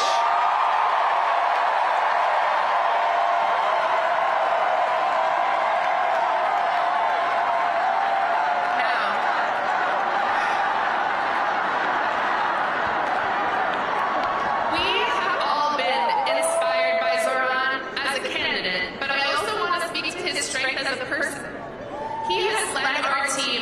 led this movement with grace, curiosity, good humor, and thoughtfulness. And this race has been difficult. He has been the subject of attacks and threats, but he has truly risen above it all to give us hope. So please join me in giving Zohran, our friend, a round of applause.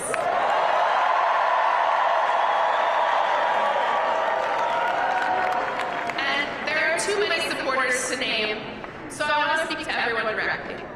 Please raise your hand if you have given to this campaign, whether that is time, labor, knocking a door, hosting an event, creating art. And if you are one of the tens of thousands, this is beautiful, and if you are one of the tens of thousands of people who contributed but cannot be with us tonight, this is for you as well. You have made history. You set unreachable goals and then exceeded them. You believed in this city and believed in each other. And you achieved something that people will speak of for decades to come. You led with kindness and compassion. And most importantly, during a time of despair and rising fascism, you decided to fight for someone that you don't know. So thank you.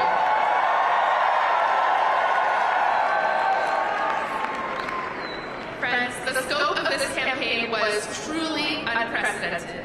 We had hundreds of thousands of conversations with our neighbors and trained leaders who will help us deliver our agenda for the next 4 years.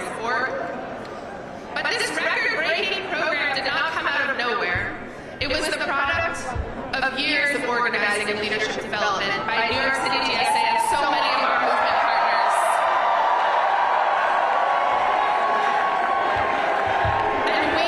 And we were so fortunate to be led on this campaign by someone who has been a part of this work from the beginning.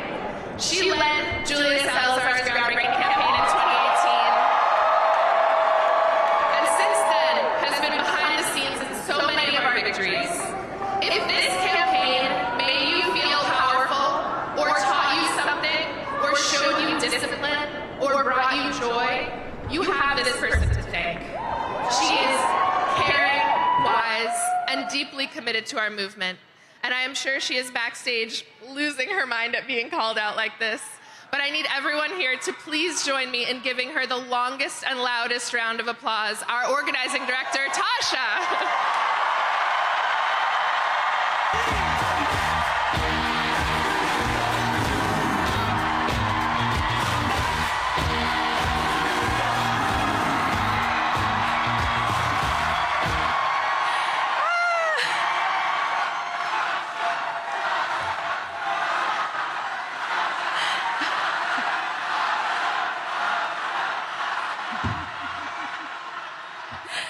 Thank you. This is very exciting. Thank you, everyone. I'm Tasha, and I've had the honor of being the field director on this campaign. I first crossed paths with Zohran in 2017 on a city council campaign for Ciattarelli team in Bay Ridge. Zohran was the paid canvas manager, and I was volunteering on the campaign as a member of New York City Democratic Socialists of America.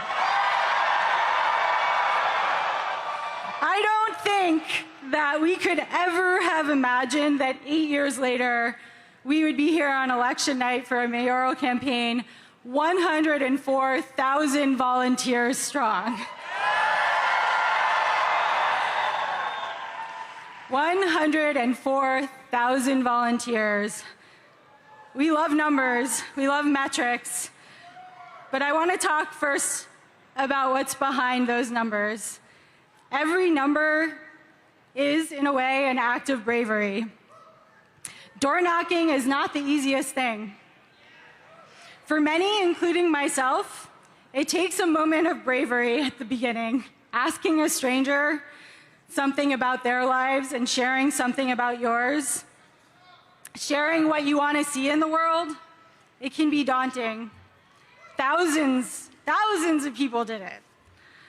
And every time Every volunteer went to a door and talked to a stranger. They offered their vision to that stranger and invited that stranger to be a part of shaping their vision.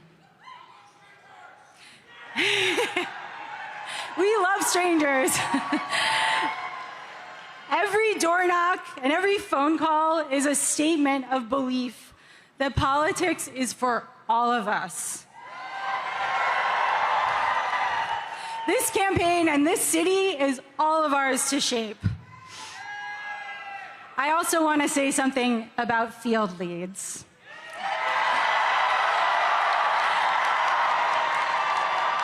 All of our canvases, for those who don't know, all of our canvases have been led by volunteers we call field leads.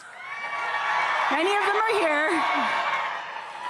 Most led a shift every week, and some led a shift every week since December.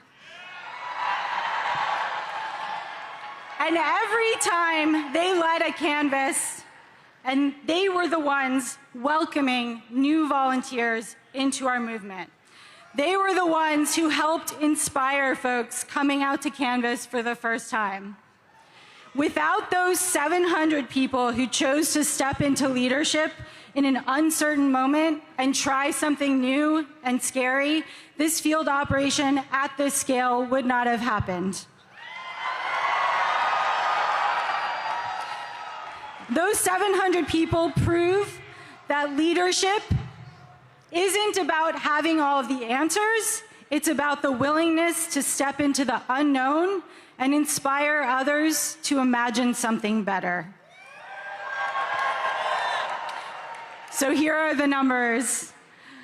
Over 104,000 volunteers made over 4.4 million calls. At around noon today, a volunteer knocked our 3 millionth door. Over 700 field leads have led over 5,700 canvasses in 243 neighborhoods. 6,568 voters signed up to volunteer on the spot when they were canvassed by somebody. 8,389 voters signed up to volunteer when they were asked by a phone banker. These are unprecedented numbers. The bravery that you all have shown, that this field operation carried across all 5 boroughs, is going to transform our city. What all 100,400 of us have accomplished has rewritten the possibilities of mass democratic action. And it doesn't stop tonight. We all know that we won't stop at electing Zohran. We will continue to fight to bring the affordable of New York City to life. I am so excited to do that with all of you. And now I'm so honored to introduce the person you've been waiting to hear. We've worked for many years to bring about change in New York City that it so urgently needs. He's been a friend, and he is the next mayor of the greatest city on earth, Zohran Mamdani.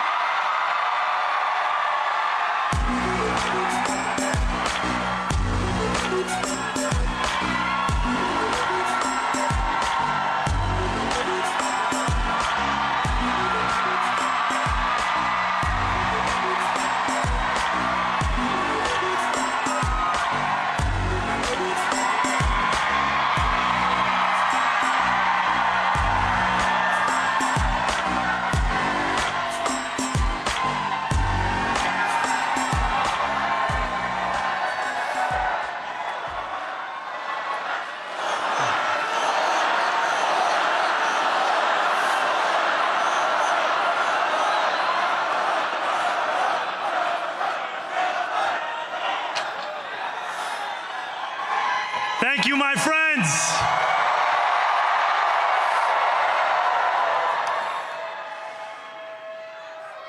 The sun may have set over our city this evening, but as Eugene Debs once said,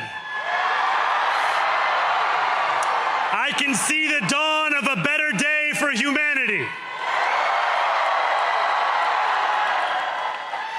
For as long as we can remember, the working people of New York have been told by the wealthy and the well-connected that power does not belong in their hands. Fingers bruised from lifting boxes on the warehouse floor, palms calloused from delivery bike handlebars, knuckles scarred with kitchen burns. These are not hands that have been allowed to hold power. And yet, over the last 12 months, you have dared to reach for something greater. Tonight, against all odds, we have grasped it. The future is in our hands. My friends, we have toppled a political dynasty.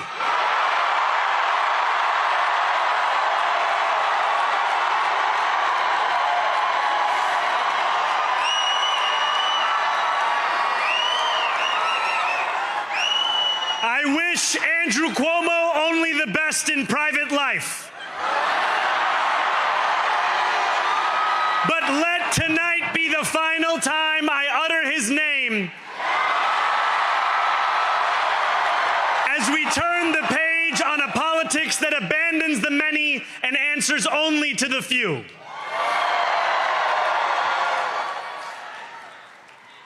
New York, tonight you have delivered a mandate for change, a mandate for a new kind of politics, a mandate for a city we can afford,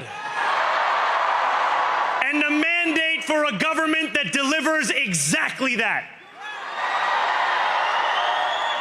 On January 1st, I will be sworn in as the mayor of New York City.